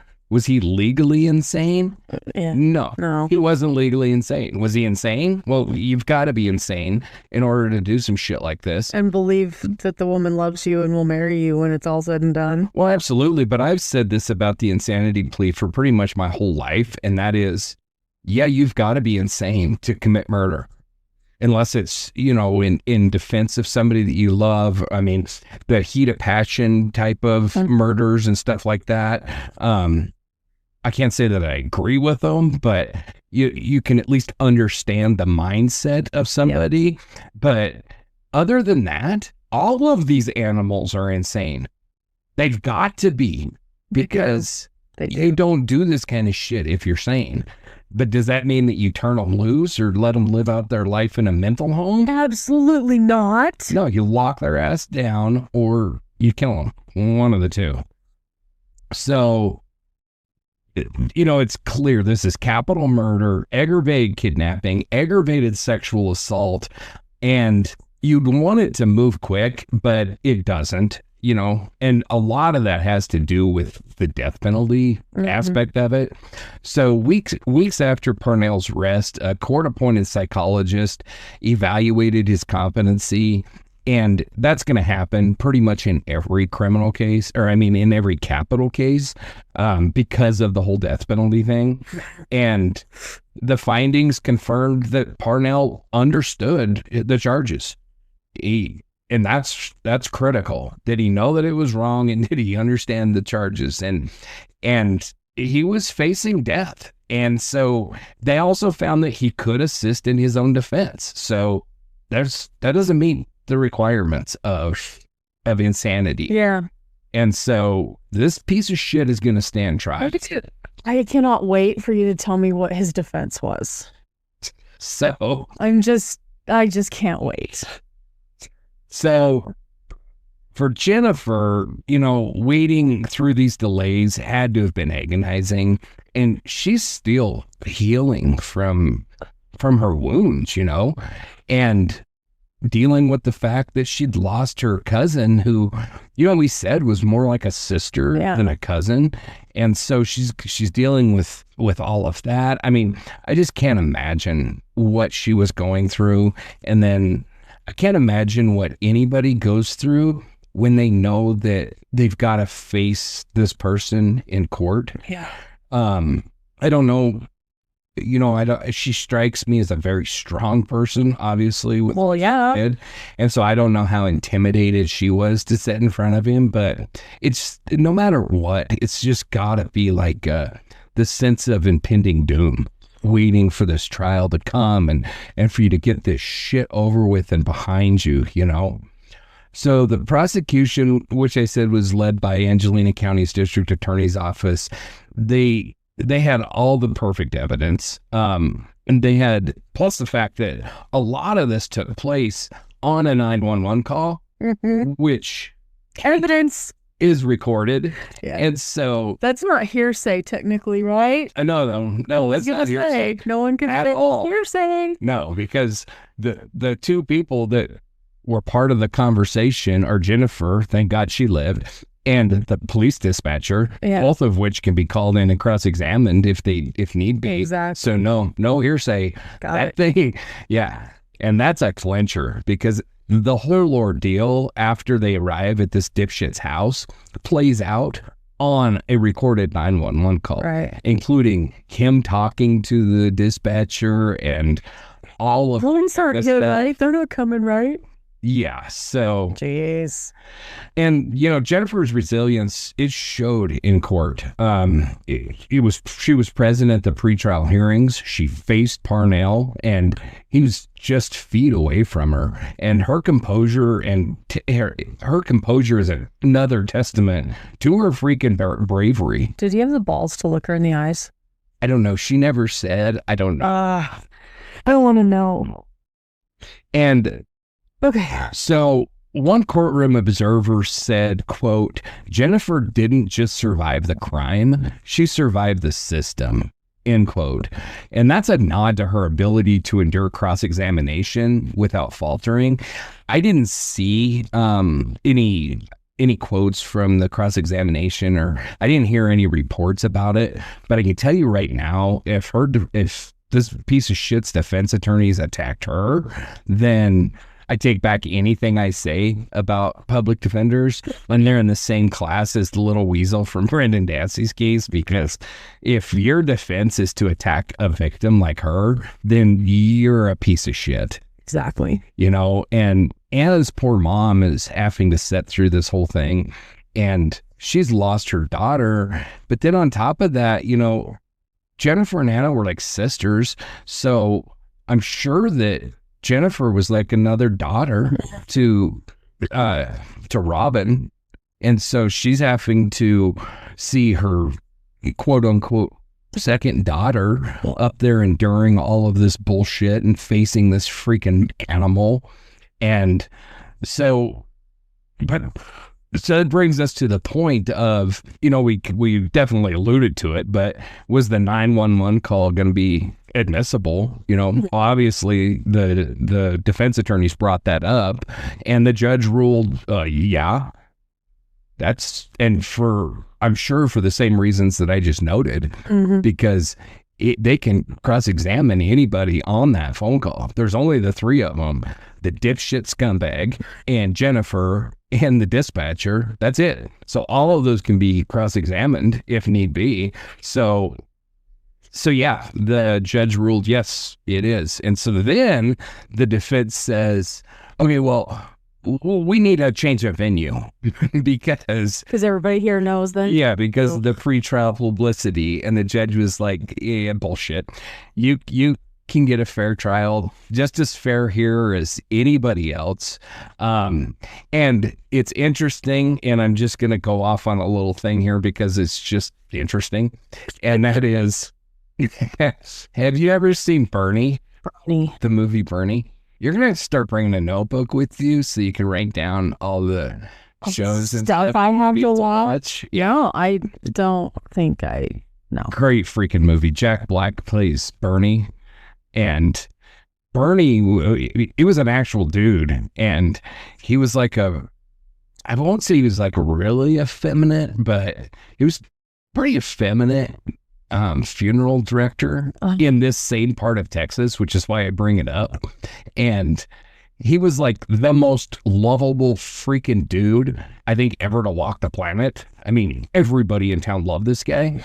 He committed murder, and the prosecution requested a change of venue because the prosecution didn't think that he could get a fair trial because everybody in town loved Bernie so much. Oh, man. And it was granted. It was granted. And so they moved the trial to a different place because the judge agreed. Everybody loved him so much. And I think he was right. I don't think you could have found 12 people in that community, because the woman that he killed was like a bitch. I was just about to say, who did he kill? Are you like, do I have to watch the movie now if you're telling me about it, or? That's up to you, but I would strongly recommend the movie. It's like on your list of things to do. It is such a good damn movie, and Jack Black plays that part perfectly. It sounds like something that Jack Black would play. Yeah, well, and it's such an unusual true crime movie. Why? It's kind of funny. Yeah. I don't know. And Matthew McConaughey plays the prosecutor. How do I not know about this then? I don't know, because it's a freaking good movie, and it's a true story, and it plays out. How old is it? Not that old. I don't know, 10, 15 years, maybe. So, this is what the loss of video stores has done to me. You can't walk through. We're going down memory lane. You can't walk through and see all the things on the wall and know what you're missing. I know. And I think, honestly, the only reason that I know the movie is I'm a true crime junkie and I knew the case. And then I saw that there was a movie about the case. And then I went and found the movie and watched it. And I was like, this is one of my favorite freaking movies ever. I love the movie. There's like this old Texas dude. And as we were doing as you were doing the location description, that's all I could see was this dude. He's sitting at a little East Texas diner and he's talking about, Texas. And he's like, yeah, you got the Panhandle. Everybody forgets about that. You got West Texas. Then you got all them damn sissies up there in Austin. So it just was playing through my head. But the movie, we're giggling a little bit. Got it. It is just so freaking good. It's like, what have I done? I'm just reading statistics here. Yeah, that's what I was thinking about. So I strongly recommend watching that movie because it's just a really good movie. Bernie. Yep. So, and he's just start taking notes. I guess I won't spoil it for you then, but yeah, I strongly recommend it. So I'll write it down right now. Well, I'll type it down right now. Perfect. But in the spring of 2006, the Angelina County Courthouse in Lufkin became a crucible of justice as Eric Dewayne dipshit, worthless bastard Parnell, his child, asshat, douchebag. The packed courtroom buzzed with tension, not just from legal teams and jurors, but from a community yearning for closure for Anna Franklin's murder and Jennifer Holliday's survival. Security was tight with significant local coverage from stations like KTRE amplifying the stakes. At the heart of all of it stood Jennifer. No longer just a survivor, but the prosecution's linchpin. Her resilient resolve, a beacon as she prepared to testify against the man who completely shattered her life. Mm-hmm. So jury selection stretched over days, a delicate process in a town where Anna's death and Jennifer's ordeal touched nearly every citizen. Prosecutors and defense attorneys sifted through dozens to seat 7 women and 5 men, sworn to weigh evidence impartially despite Lufkin's collective grief. The prosecution opened with precision, their lead attorney, seasoned and empathetic, detailing Parnell's methodical violence, stalking Anna and Jennifer, firing a sawed-off shotgun into Jennifer's Ford Explorer, killing Anna with a second shot, and abducting and assaulting Jennifer. This wasn't impulse. It was intent, rooted in choice. And I always get a kick out of the whole sawed-off shotgun thing because all the reports I read and everything stressed sawed-off shotgun. Yeah. But a sawed-off shotgun is less lethal than a full-length shotgun. Saying it because it's illegal. Yeah, that's exactly why they make such a big deal out of it. Why it's illegal is beyond me. I have no clue. But it's one of those dumbass laws that make no sense. But anyway, just for those non-gun enthusiasts out there, sawing a shotgun off ruins it. I mean, don't do it. Yeah, all it does is make it easier to handle. Makes it more like a handgun than a rifle. But as far as like the lethality of it, it significantly reduces it. And I would venture to say, do it because it's illegal. I mean, that's honestly the only reason I can think of, because, if you want to like conceal a gun, get a handgun. Get a handgun. That's what I was just thinking. But I would venture to say that if he would have had a full-length shotgun, Jennifer would have been dead. I think the only thing that saved her was the fact that it was a sawed-off shotgun. Not at all. Because when you shoot a shotgun, the pellets spread much quicker the shorter the barrel, mm-hmm. and so it probably allowed those the shot to spread, and so just individual shot hit her instead of like the whole slug hitting her. So kind of like laying on a bed of nails, it's distributed. It doesn't hurt as bad as... Yeah, I mean, you think a typical shotgun, I don't know like what size shot he was shooting. I don't know that information, but a typical shotgun is loaded with hundreds of little BBs, little metal BBs. And so as that leaves the shotgun, as soon as it leaves the barrel, it starts to spread. Right. So the shorter the barrel, the quicker that spread starts. And so basically you're getting hit with a few BBs in comparison to getting hit with hundreds of BBs. Right. Which, if you get hit with hundreds of BBs, it just tears you apart. Yeah. So luckily, honestly, it was sawed off and it allowed that to spread so that she wasn't hit with the full force of the whole shot. So Lufkin's Courthouse, a red brick landmark on First Street since the early 1900s, had hosted trials through the timber booms and the economic busts, its high ceilings and worn benches, a stage for community reckoning. The courtroom's packed rows reflected Lufkin's solidarity. Local pastors, EMS colleagues, neighbors filled the seats, their presence a silent vow to honor Anna's memory and to support Jennifer, whose bravery had become a town's rallying cry. The defense, restrained, didn't deny Parnell's actions, but framed him as emotionally unstable, arguing rejection-induced rage after Anna's rebuff at Polk's pick-it-up to mitigate the capital murder charge. They suggested there was no premeditation, painting Parnell as a man who snapped, not a calculated killer. Yet, the evidence told a different story. Parnell's pursuit, 2 deliberate shots, and Jennifer's prolonged captivity underscored intent, dismantling their narrative. And I gotta say, I agree with the defense. I don't think that it was necessarily planned out, like he went out hunting for Anna. I don't think that happened, but... Because he didn't know he'd see her. Well, maybe he did know he'd see her there. Well, I mean, if he was stalking her or something, maybe, but I didn't get the sense that that's what happened at all. I think that he happened to be at the store and he had made some other lewd comments to some other women in town that same night. And basically, he was just trying to pick a girl up and was getting rejected. So it is 100% the incel behavior. Yeah, it was like... very reminiscent of Diego Hernandez in the Lawton rape case. Just about brought that up. And so I don't think that he went out there with that intent, but a lot of people don't realize that premeditation doesn't require like you plan it out for days. Yeah. Or hours. Like getting in his truck and following them is premeditation. 100%. And that qualifies legally as premeditation. So...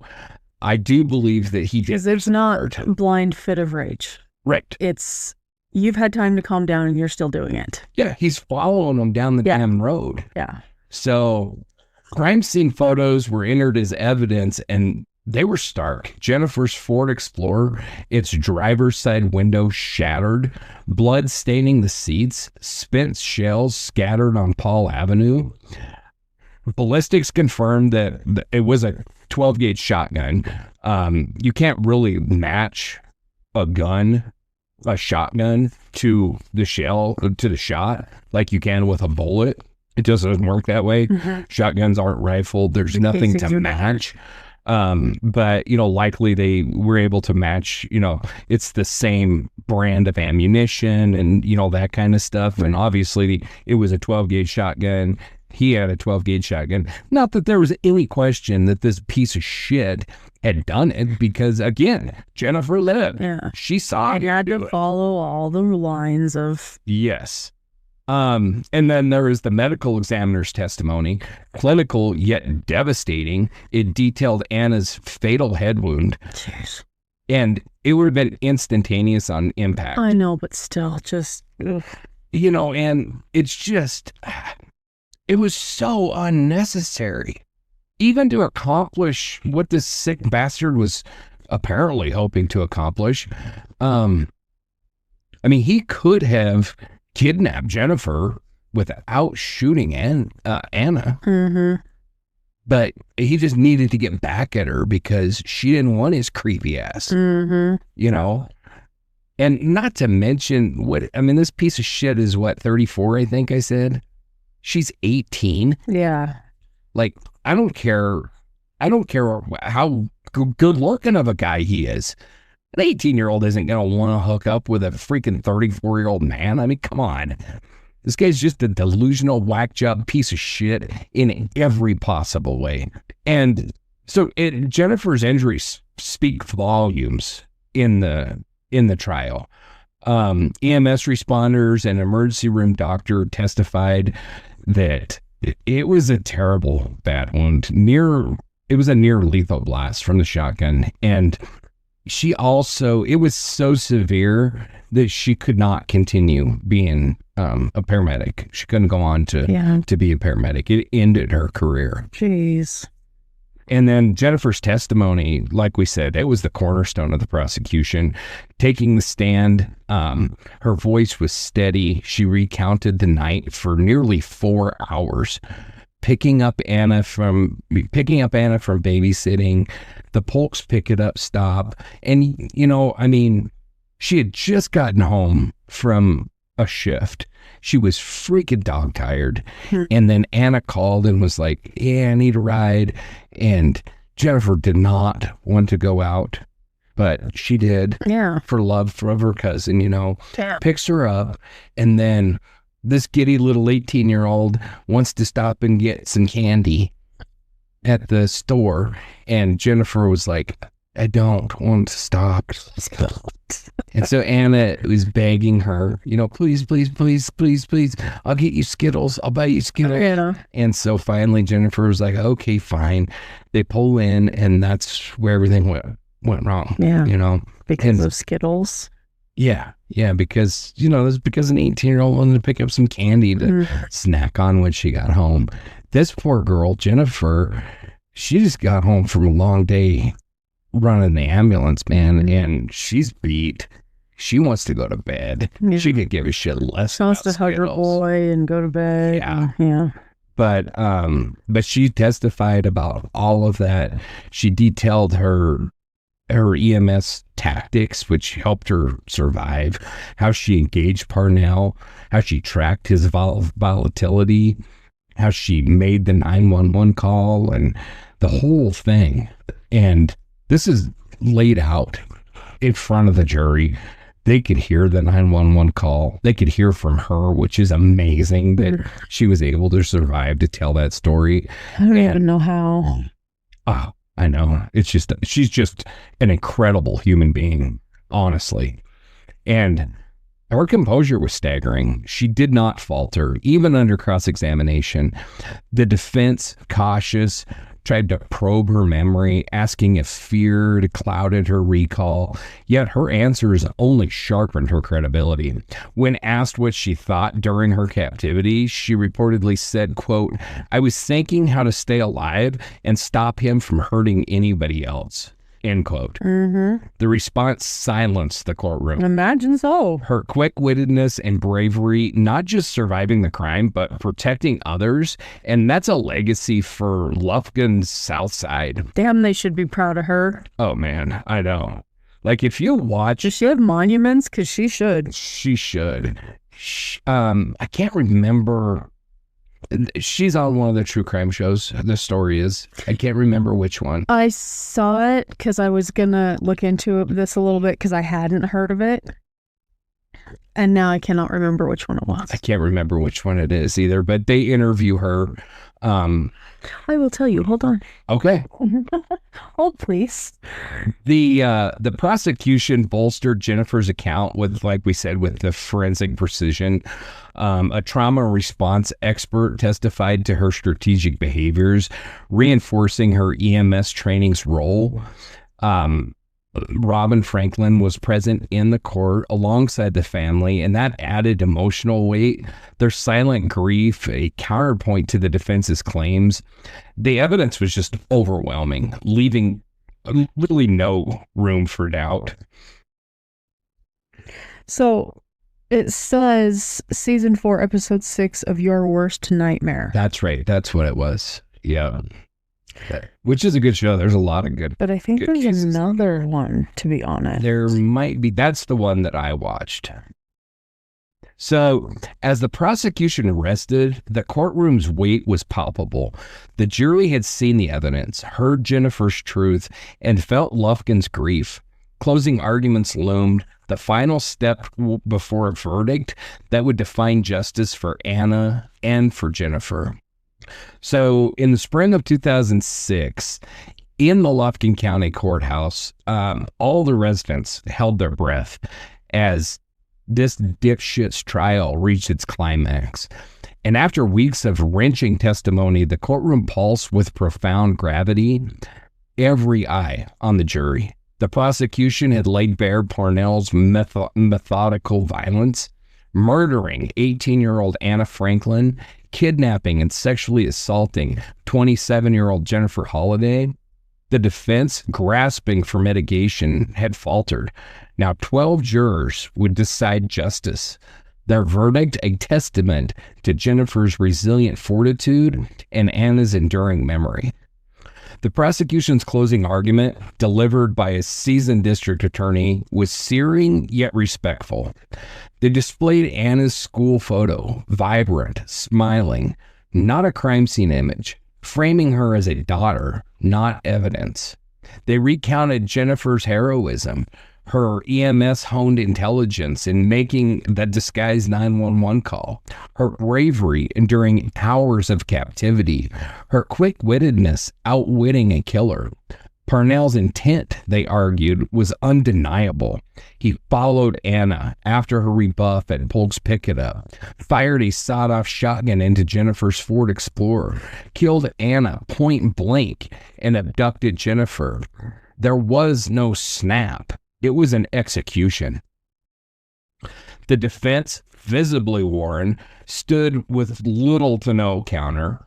Likely, I mean, his tail between his legs. Well, yeah, all they had in their court was he lost his mind. He's not mentally stable, although he was found mentally stable enough to stand trial. So we know he's not criminally insane. Yeah. That's all they could say was, I mean, they're certainly not going to say he's not guilty. So all they could say is, he snapped. It wasn't really his fault. And honestly, they were just trying to keep him off death row at this point. They know the son of a bitch is going to prison. Yeah. But they're trying to keep the state from killing him. And so the judge then, after closing arguments had finished, the defense, they had nothing to say, so there isn't really much to report on that. And then the judge issued the final instructions to the jury, and the jury retired to deliberate. And it was a pretty brief period of deliberation. Maybe like 10 minutes. Yeah. So around 6 p.m., they returned with a sealed verdict, the courtroom swelling with anticipation.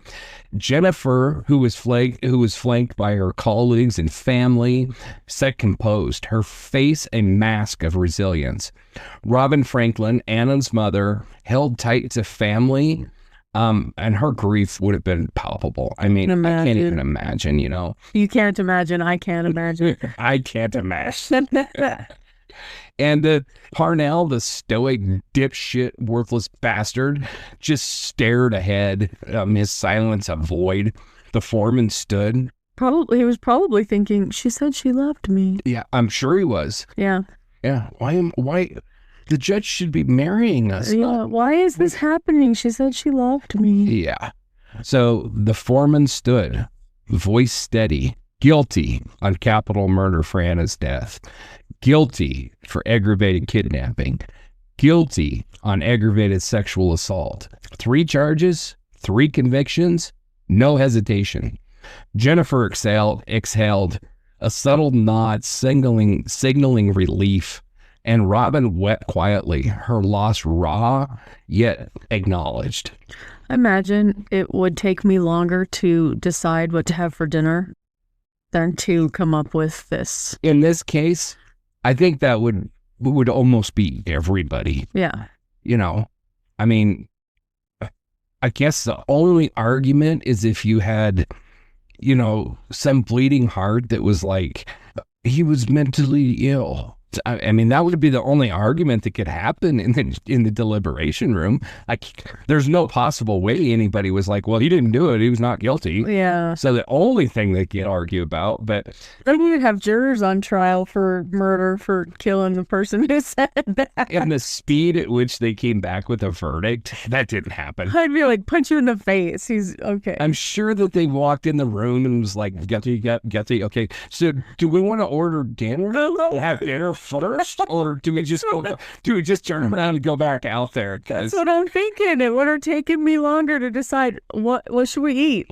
Yeah, exactly. Then if I'm a woman and people think that about women, so. Well, I mean, I think that's really the only decision to be made is, do we want to put on a show like we talked about it? We can go ahead and order dinner and eat, and then we can go discuss it over snacks. Or do we just want to go home? Just call it a day. Yeah. Just get out there right now. I want to hug our own children. They must have decided that they wanted to have some dinner first. Because I can't imagine that there was any arguing. There was no deliberation. This was like, instead of the jury's deliberation, this was like the jury's dinner break. And then it just came back. I want to talk to the people in there that are supposed to be watching them. That's who I want to talk to. What was actually said? How long did it take them? There's nobody watching. There's nobody. I thought there was always like a court-appointed somebody has to be around. No. To make sure they're not like berating each other or what. No, really? No, that's kind of the responsibility that shifted to the jury foreman. And they can, if there's an issue or something like that, then they can go to the judge and say, this dipshit is, and they can request like a juror be removed or something. But honestly, by the time it gets to deliberation, all of that's pretty much over. So what usually happens is once they're ready to deliberate, then the judge dismisses the alternates because they always pick the 12 jurors, and then there's a number of alternates, 2 to 3 alternates that are selected, but those alternates are usually released before deliberation. So once they're in deliberation, it's a sealed deal. See, no, I just thought I didn't think it was a random person. I thought it was court, like a guard. Some sort, I'm using air quotes, that made sure they weren't bullying somebody into. No, it's a matter of fact, it's always secret. Nobody knows what goes on in the jury. I've been wrong this whole time. Unless the jurors come out and say they need help. Or sometimes after the case is over, some jury members will like give press conferences or set for interviews, and they'll describe what happened in there and stuff like that. But short of that, nobody knows. And so, this time I thought there was somebody in there with them to make sure. Interesting. No, there's usually a bailiff that is like sitting outside the door and to make sure nobody comes and goes. To make sure nobody comes and goes, but also if they need something, depending on the case, the jury is allowed to request evidence. And the judge usually decides whether they can or can't, but usually the judge will let them have certain evidence brought into the deliberation room so they can review it, so they can actually see it up close. Because in the trial, they're not able to do that. Right. If there's like videos and stuff like that, they can request to view the videos. And then, usually the judge will say, yeah. And, they'll bring in I was going to say a VCR, but that kind of dates me. So they'll play a digital copy. I take it back real fast. Come on. VCRs, what are those? Yeah, there's probably people listening that don't know what that is, but yeah, they don't. The whole deliberation thing is private. Yeah. Interesting. Yeah. All this time, I was wrong. So one of the first things that a jury does is they vote and elect a jury foreman, which is just completely random. Because they're all strangers. Yeah, how? So you have no idea, but, you probably get some Karen who's like, I want to be the jury foreman because Let me speak to your manager. I'm a true crime expert. So I love your rendition of Karen. You didn't flip the hair. You can picture it, and then there's this some other person that's kind of sitting in the corner, kind of hiding their face, like, don't get paid. And that's the one that they're like, how about you? Yeah. I think you would be a good foreman. No, God, no. That's the one thing. I didn't want to be on the jury. Now I'm on the jury. I really don't want to be the foreman. Yeah. But no, so yeah, they elect the foreman. And, the cool thing about our system of justice is the jury is the boss. There's nobody overseeing them. Yeah, the judge can intervene. And obviously if there's jury misconduct or something like that, then, charges and mistrials can come of that. But at the end of the day, the jury is in complete control. Yeah. So not what I thought. Yeah. Yeah. And, all right. And, I mean, I'm telling you, I learned the things from you. We rely on them to be just full of integrity.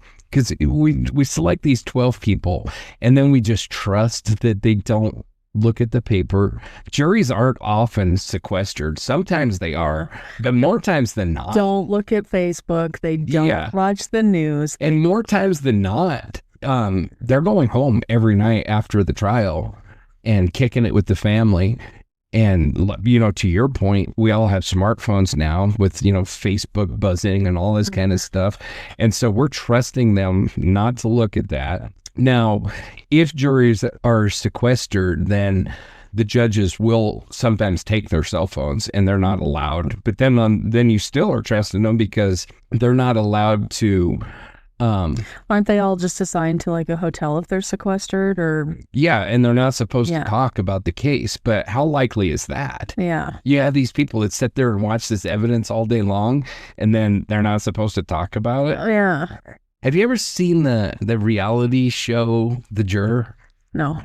So I think they only did one season of it, but it's freaking awesome. It's worth watching.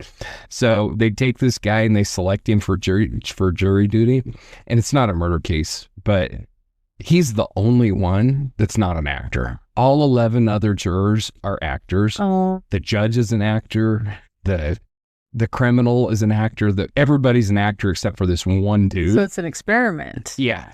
And they only got one season because then people know. It is so freaking. You could do a whole bunch of those before you release them. And so the one part, they're in this hotel and this guy wants to hook up with this chick, and so, but he's this little dweeby dude, and so the juror helps him get in with this girl, and then the little dweeby dude comes back in and he's like, so we want to have sex, but I know I'm not allowed to, so I was just thinking if we start, could you come jump on the bed, and if it's just moving and it just happens naturally, that's so, oh my God, it sounds just God. It was so damn funny. It's hilarious. Oh man. And the dude is this freaking stand-up dude.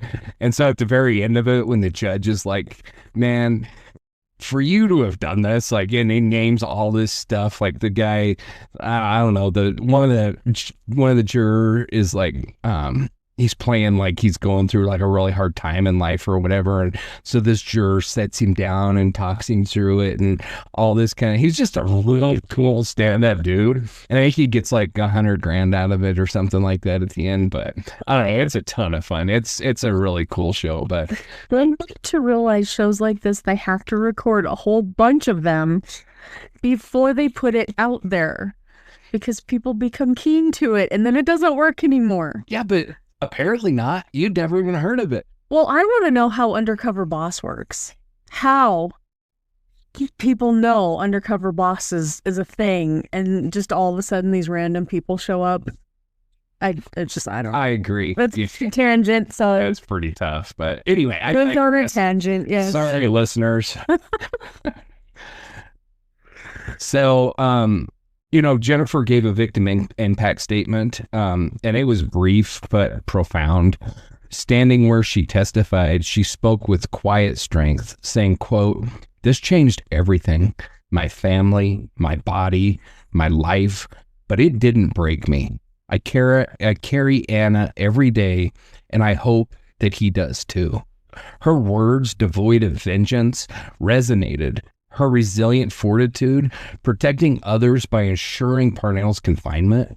Robin's tears, shared by family, echoed a community's loss and healing. The piece of shit showed no remorse.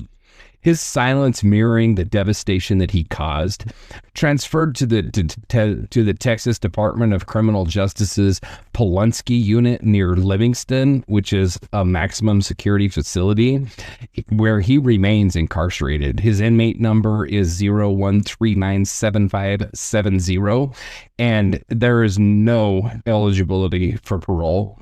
His life is confined to concrete and razor wire. Good. Like I said, Jennifer was not able to continue on with her dream to become a paramedic. She lost that ability with the damage to her arm.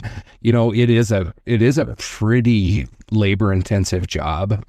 I know that when I hurt my back, I got released to do anything I wanted to do except emergency services. They would not release me to go back on the fire department or the ambulance, which I pitched a fit about.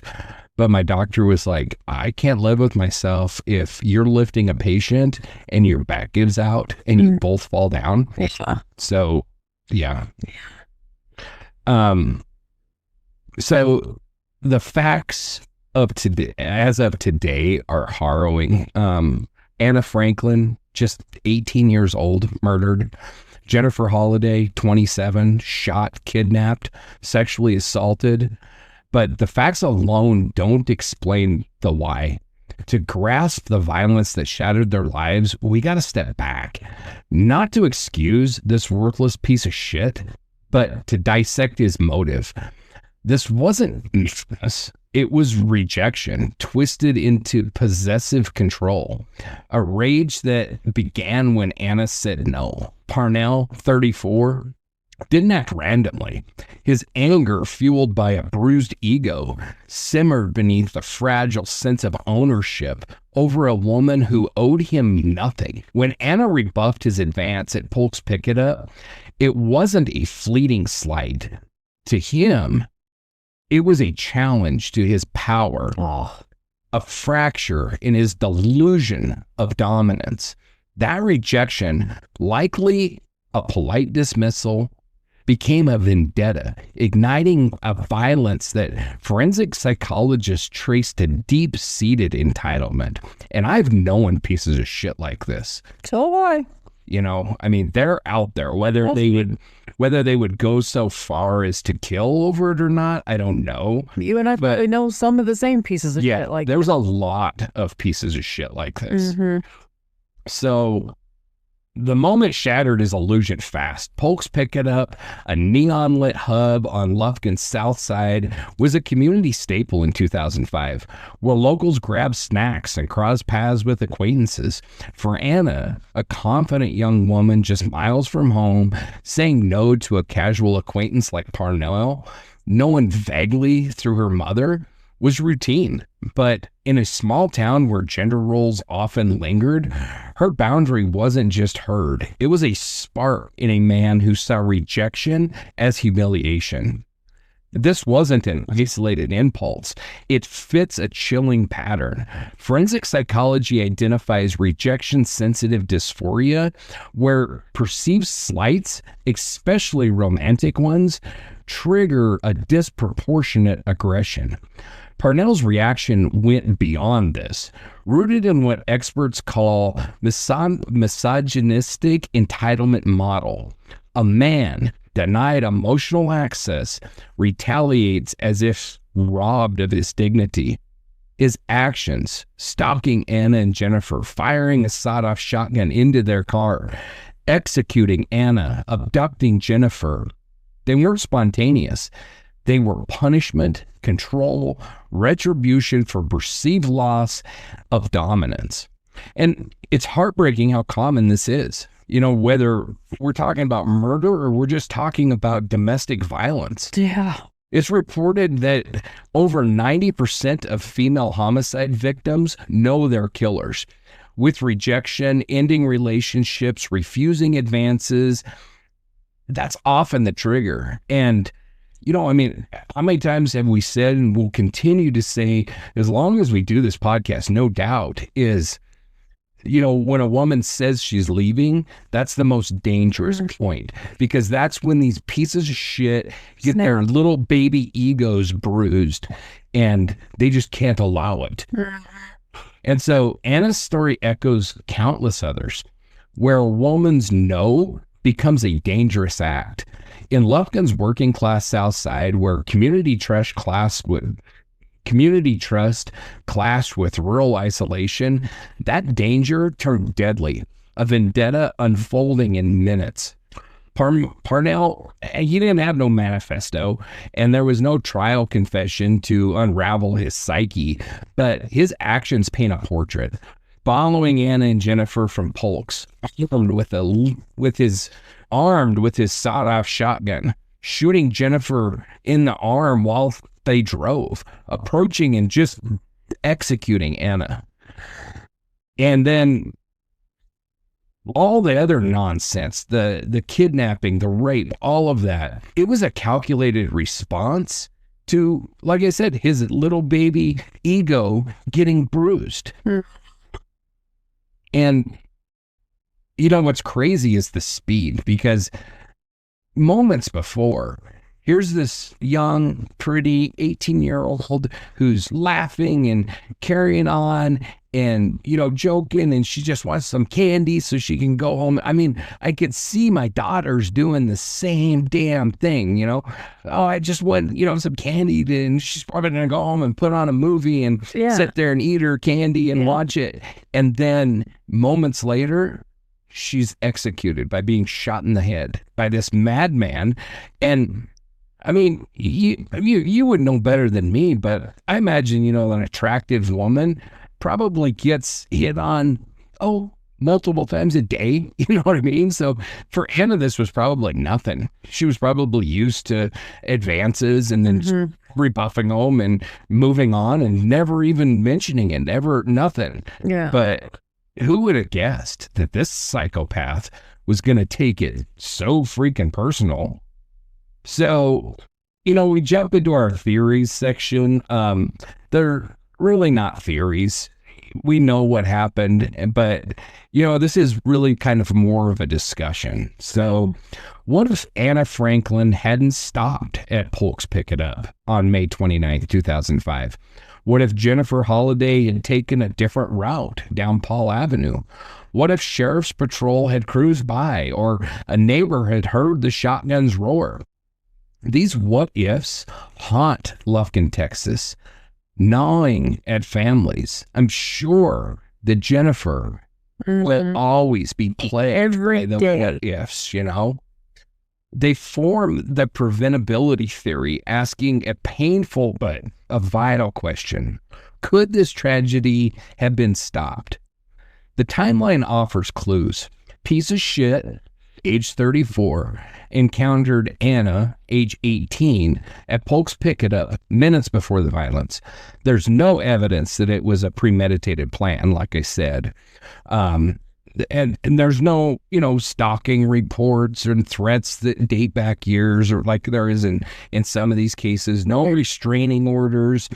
Yet warning signs lingered. Parnell, a casual acquaintance of Anna's mother, had a history of arrests, possibly including assaults. He was obviously volatile, and he was guilty of domestic abuse. I mean, or at least he had been charged with domestic abuse. The charges ended up being dropped, but he's a wife-beating piece of shit, is really what it comes down to. Why didn't anybody see this coming?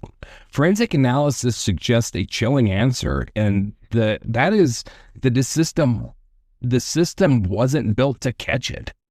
That's the tragedy's core. Lufkin in 2005 wasn't a place where you feared ambushes. Paul Avenue, a rural stretch off Highway 69, was lined with scrub trees and timber lots where cars passed sparingly. Its isolation felt safe, a hallmark of small-town life, but it also enabled crimes like this. The South Side's working-class community trusted its familiarity, yet it lacked the infrastructure, cell phone towers, patrols to match. When Parnell's rage ignited, no one was there to intervene. So consider the sequence.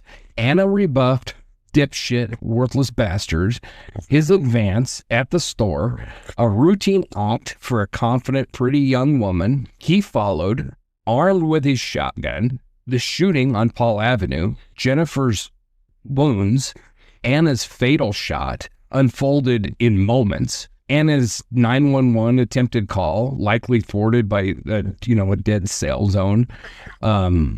Whatever, it didn't connect. Her calm focus, a testament to her courage.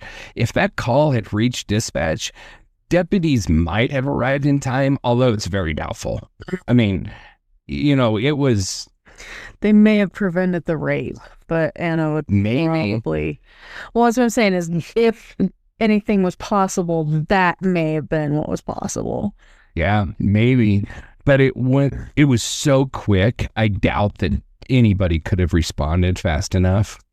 I really don't. I mean, he literally, once they stopped, he got out of his truck, he walked over, he shot Anna in the head, and he dragged Jennifer out and threw her in the truck, and they were gone. So, I mean, it had to have been a cop, like, right there in order to get there fast enough. So, it's easy to sit there and say, what if, but honestly, on that what if, I just don't think it was possible, and the what if theory isn't about blame, it's about missed opportunities. Parnell's arrests should have raised red flags, and that I see in so many of these cases. And like I said at the beginning of the show, I don't know what the answer is, but there's got to be an answer. These bastards, we see it coming. And I don't know if have you ever seen, have you ever watched Evil Lives Here? And it always starts out with, but there had been signs. Yes. Nobody knew that this psychopath was going to end up murdering his whole family, but there had been signs. And that's always the case with all of this kind of stuff, is there had been signs. How do we as a society identify those signs and then do something about it? I don't know for sure.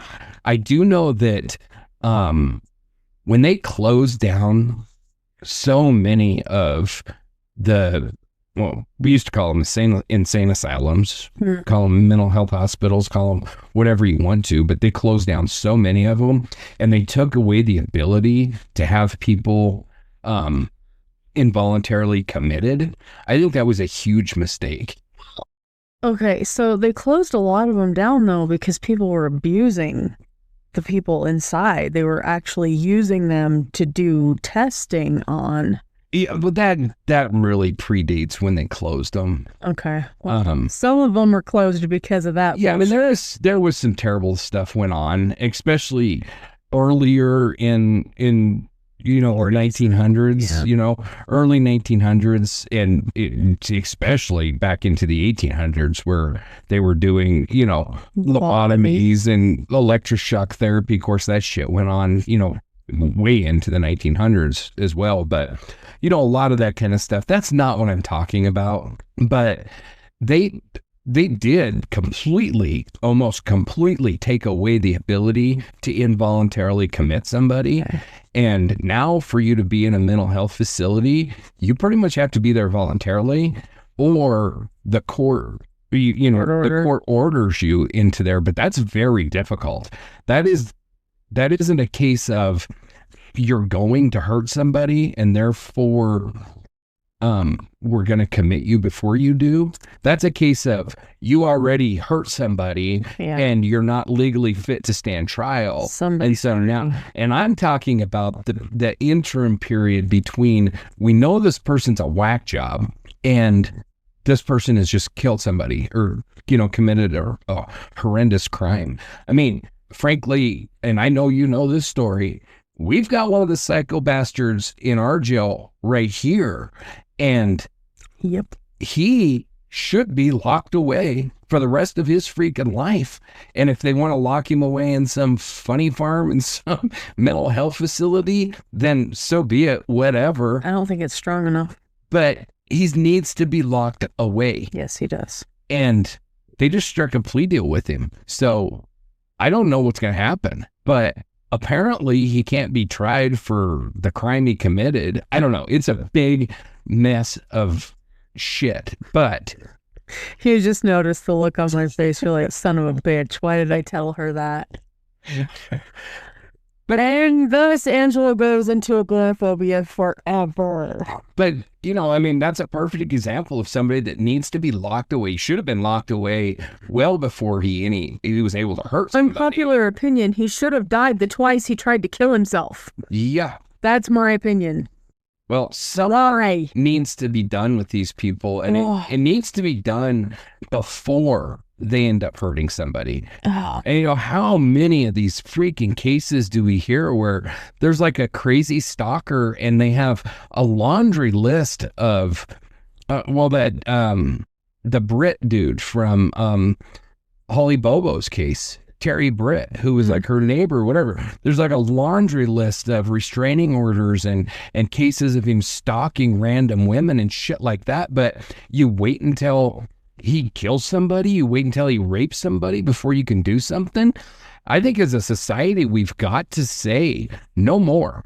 Mm-hmm. Yes, people have rights, but as a society, we also have rights to protect ourselves from those that are not safe. And if they're mentally ill, I'm sorry, I understand mental illness. I've worked actually in that industry. I've known a lot of wonderful people that have mental illness. I understand those struggles, but that doesn't mean that you just get a free pass to harm people. No.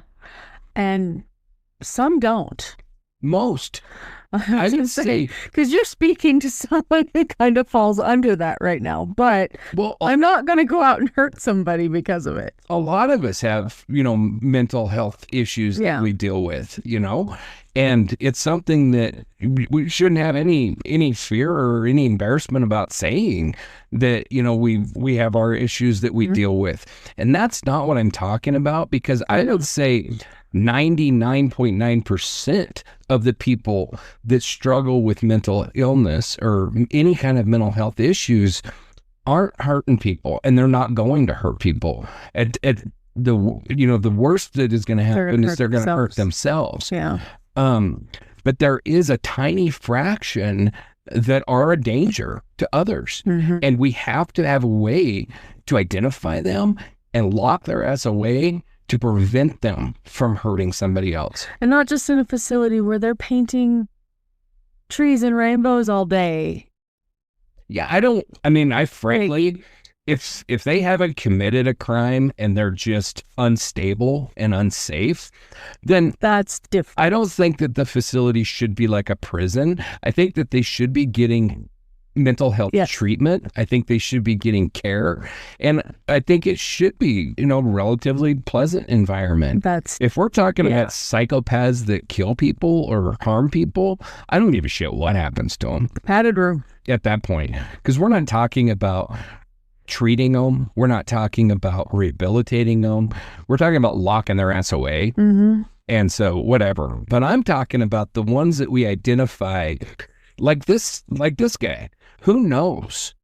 But if he would have been identified young and when he first started showing these violent tendencies and locked up in a place where he couldn't hurt anybody, maybe he'd still be there because, maybe you can fix him. But Anna would be alive and Jennifer wouldn't be injured both mentally and Still- physically. Yeah. She would probably be a great paramedic by now.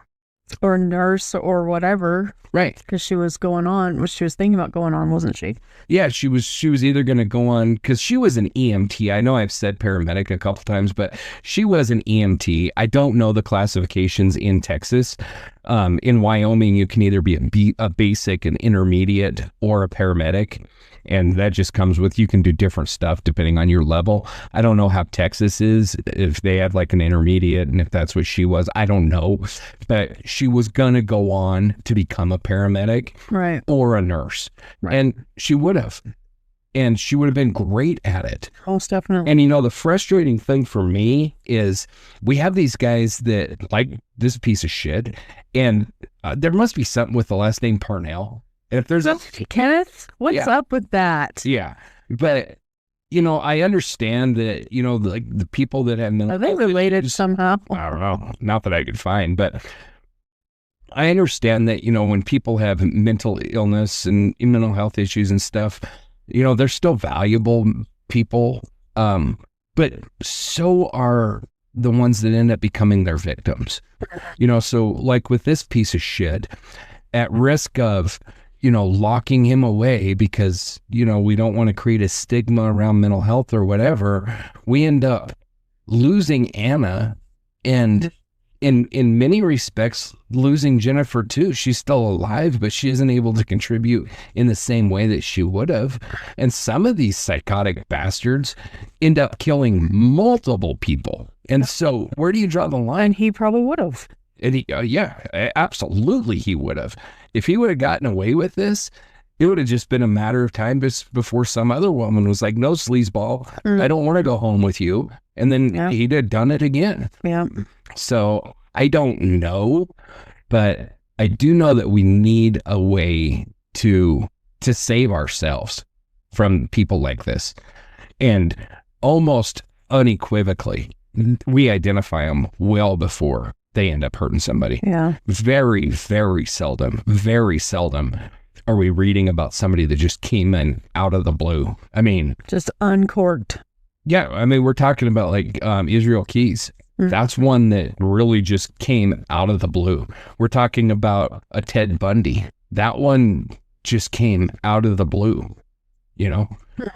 Jeffrey Dahmer. Some of those crazy serial killers just came out of the blue. But then you look at like Ed Kemper. He killed his grandparents, and yet we turned him loose. And then he went on and killed, I believe it was 6 co-eds plus his mom and his mom's best friend. Yeah. After that. And we expunged his record so that he could legally buy firearms and everything because he was no longer a felon.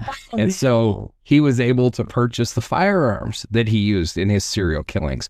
And so, that's what I'm talking about. It's rare, but the few that I listed that just kind of come out of the blue, you never saw them coming. There was no real way to prevent it because we didn't see it. But 9 out of 10 of them have a long history of all kinds Somebody would have of paid issues attention. and crimes and stuff and how many times do we sit here and say, this son of a bitch should have been locked away forever for this crime. He should have been locked away for that crime. And instead we just wait until, Kenneth Parnell. That son of a bitch should have been locked away before he ever even got close to Stephen Stain. Yeah. But Exactly like the guy you just brought up that we both know.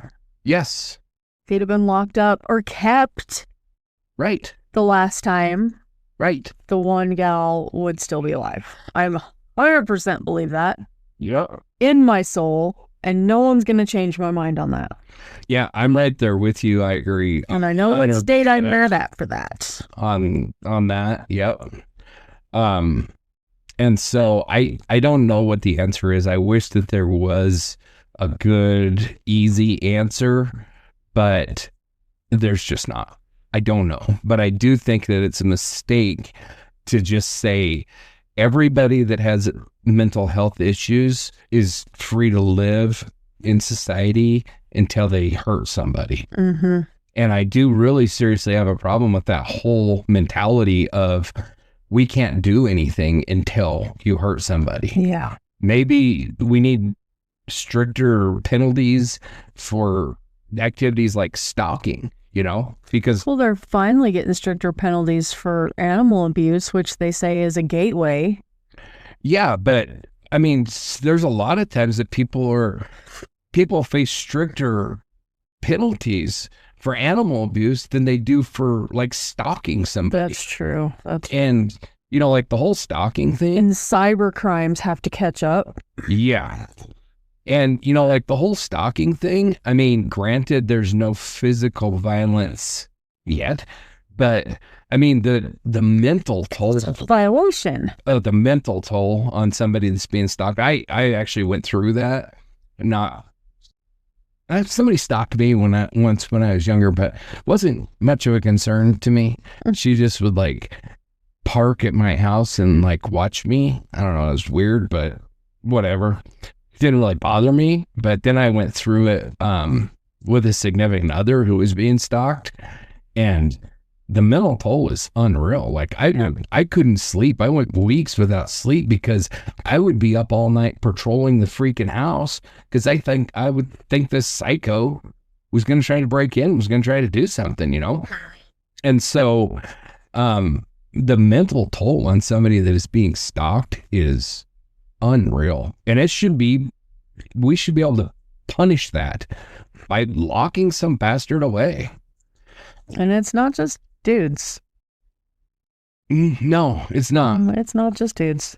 But I do know, like, I mean, I saw the whole blow your bunny thing years ago when was that Fatal Attraction came out. Yeah. I've known a few of them women like that. Yeah. The one that used to park and watch me, I'm not so sure wasn't a little bit inclined that way, but she ever had the opportunity. I was going to say, if you looked up the name, like maybe this is somebody we should be covering now. Actually, as it turns out, I know for a fact that she got married and has a family and is living a very normal life. Good. But we all do shit when we're teenagers that's true. We're all mentally ill between the ages of, I don't know, maybe 12 and 19 or so. I think I was 23. Yeah, I was being nice, but yeah, you're probably right. I mean, as teenagers, 40s are to learn the lessons. Yeah. Don't hurt anybody while you're learning them. Exactly. So what turns a man into a killer on a single night? I think that it really comes down to he was a nut bar, and he displayed a progression towards this. I wasn't able to find a whole lot of detail in like the specifics of his domestic violence cases and stuff like that, exactly what happened, but I suspect it was probably something like we alluded to, with a slight, maybe his girlfriend, wife, whatever. I don't think he was married, so maybe his girlfriend said, "I'm done with you, psycho, and I'm leaving," and he just couldn't handle it. I kind of would guess that that's the way it was. I don't know, but whatever it was, it progressed to a point that he would do something like this and take a life so publicly. Yeah. This son of a bitch was going to kill somebody regardless. And if he wasn't such a stinking sleazeball scumbag, he maybe would have had a girlfriend, and then he would have ended up murdering her because she was going to leave him or whatever. But he's a creepy bastard. I mean, you looked up his picture. Oh yeah. He's from everything I heard about him, he just was that guy. When he approached Anna, it would have been like, I'm sure it would have been like, oh God, no. Like, no freak. Alicia Silverstone plus F. Yeah, like he's a total sleazeball. Yeah. But it was inevitable. It was going to happen. At the end of the day, I don't really have any theories about it all. I don't really, there's nothing to really analyze as far as that goes. It's a tragedy that I feel could have been avoided, and I think that as we talk about advocacy, with so many of these cases, we end with advocacy. And I personally feel like we need to be advocates for some system that can deal with these people before they kill somebody. And what that looks like, I'm not entirely sure, but I think that it's a critical step that we need to take to where when you're an obvious threat, when you're a budding psychopath, we can catch you and keep you away from society. Can we fix you? Probably not. You know, like the list of names that I went through before, Israel Keys, Ed Kemper, all of them, John Wayne Gacy, Ted Bundy, all of those, there ain't no fixing them people. No. They're broken permanently. Yeah. But if we could have caught them before they were able to put their sick-ass fantasies into reality, think of who we could have saved, the number of people we could have saved, and then their uncalculable contributions to society that would have been made. But so that brings us to this, and that is, it's time to pause and set aside the facts, the timelines, the theories that fill this case. At its heart are two women, real lives, real families, real legacies. Anna Franklin and Jennifer Holliday, bound by love, tested by violence on May 29th, 2005, in Lufkin, Texas. They deserve to be remembered not for their pain, but for their light. This is their tribute, a moment to honor who they were and what they mean. Anna Franklin was 18, a spark just beginning to shine. Fresh from high school, she was a young woman of kindness, her laughter warming Lufkin's South Side.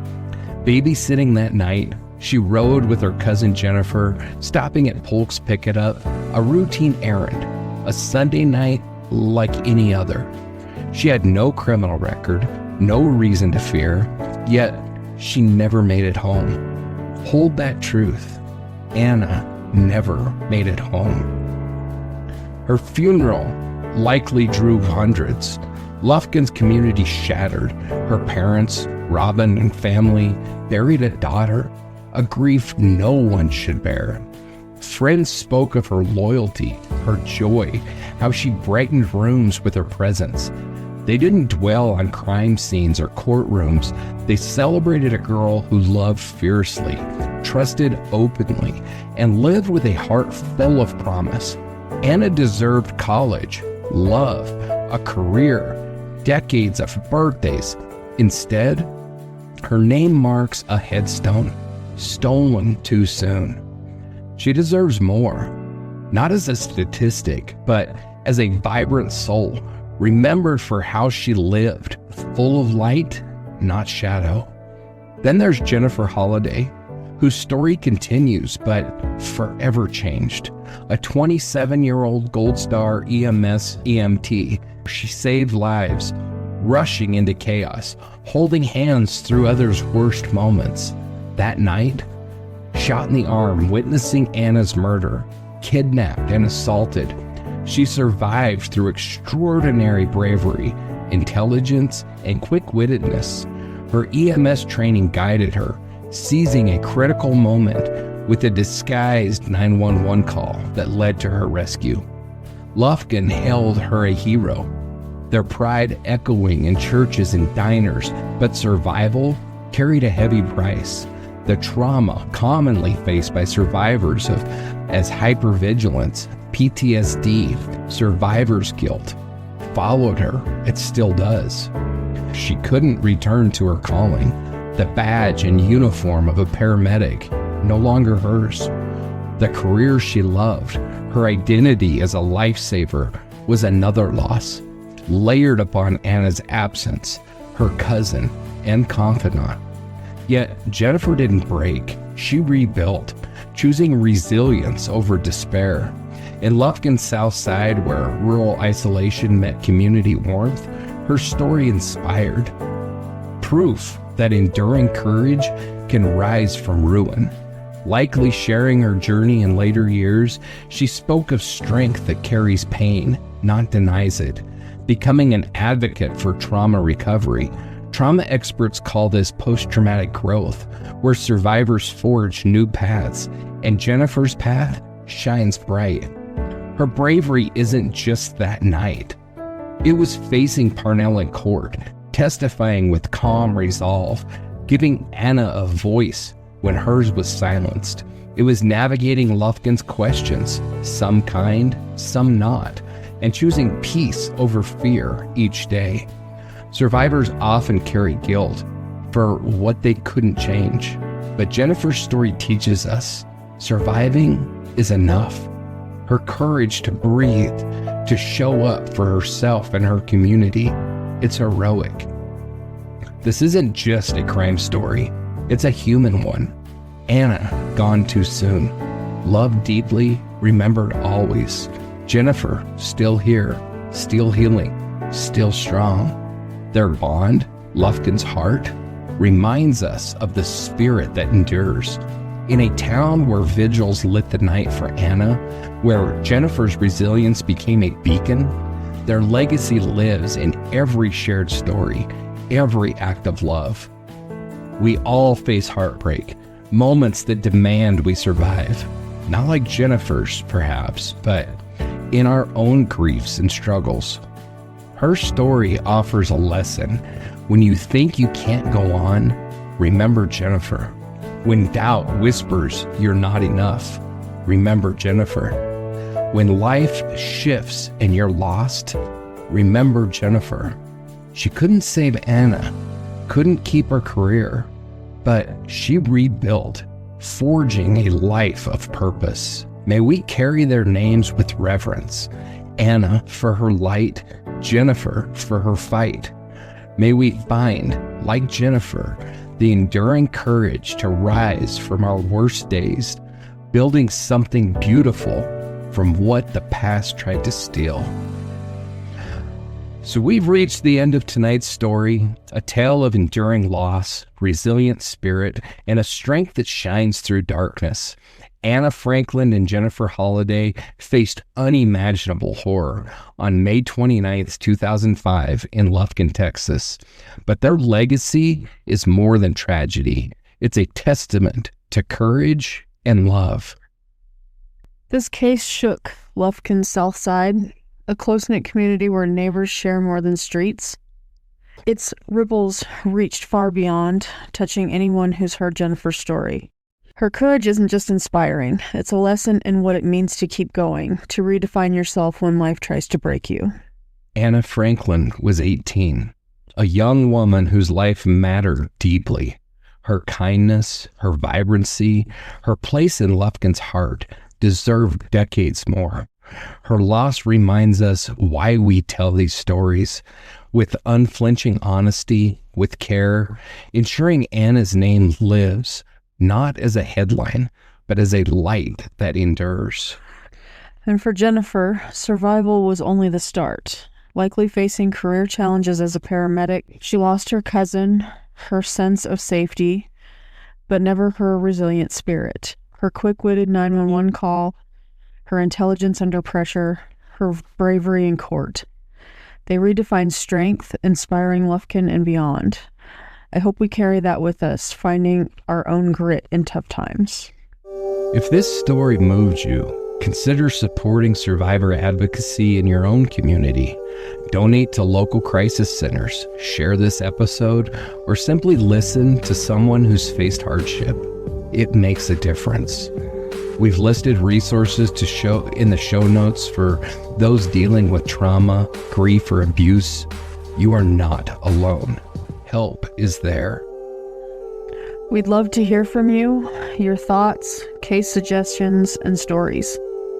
Connect with us at darkdialogue.com or email info@darkdialogue.com. Find us on social media, Facebook, Twitter, YouTube, Discord. If you value what we do, support the show at patreon.com/darkdialoguepod or coffee.com/darkdialogue. Every share, review, or download keeps those voices alive.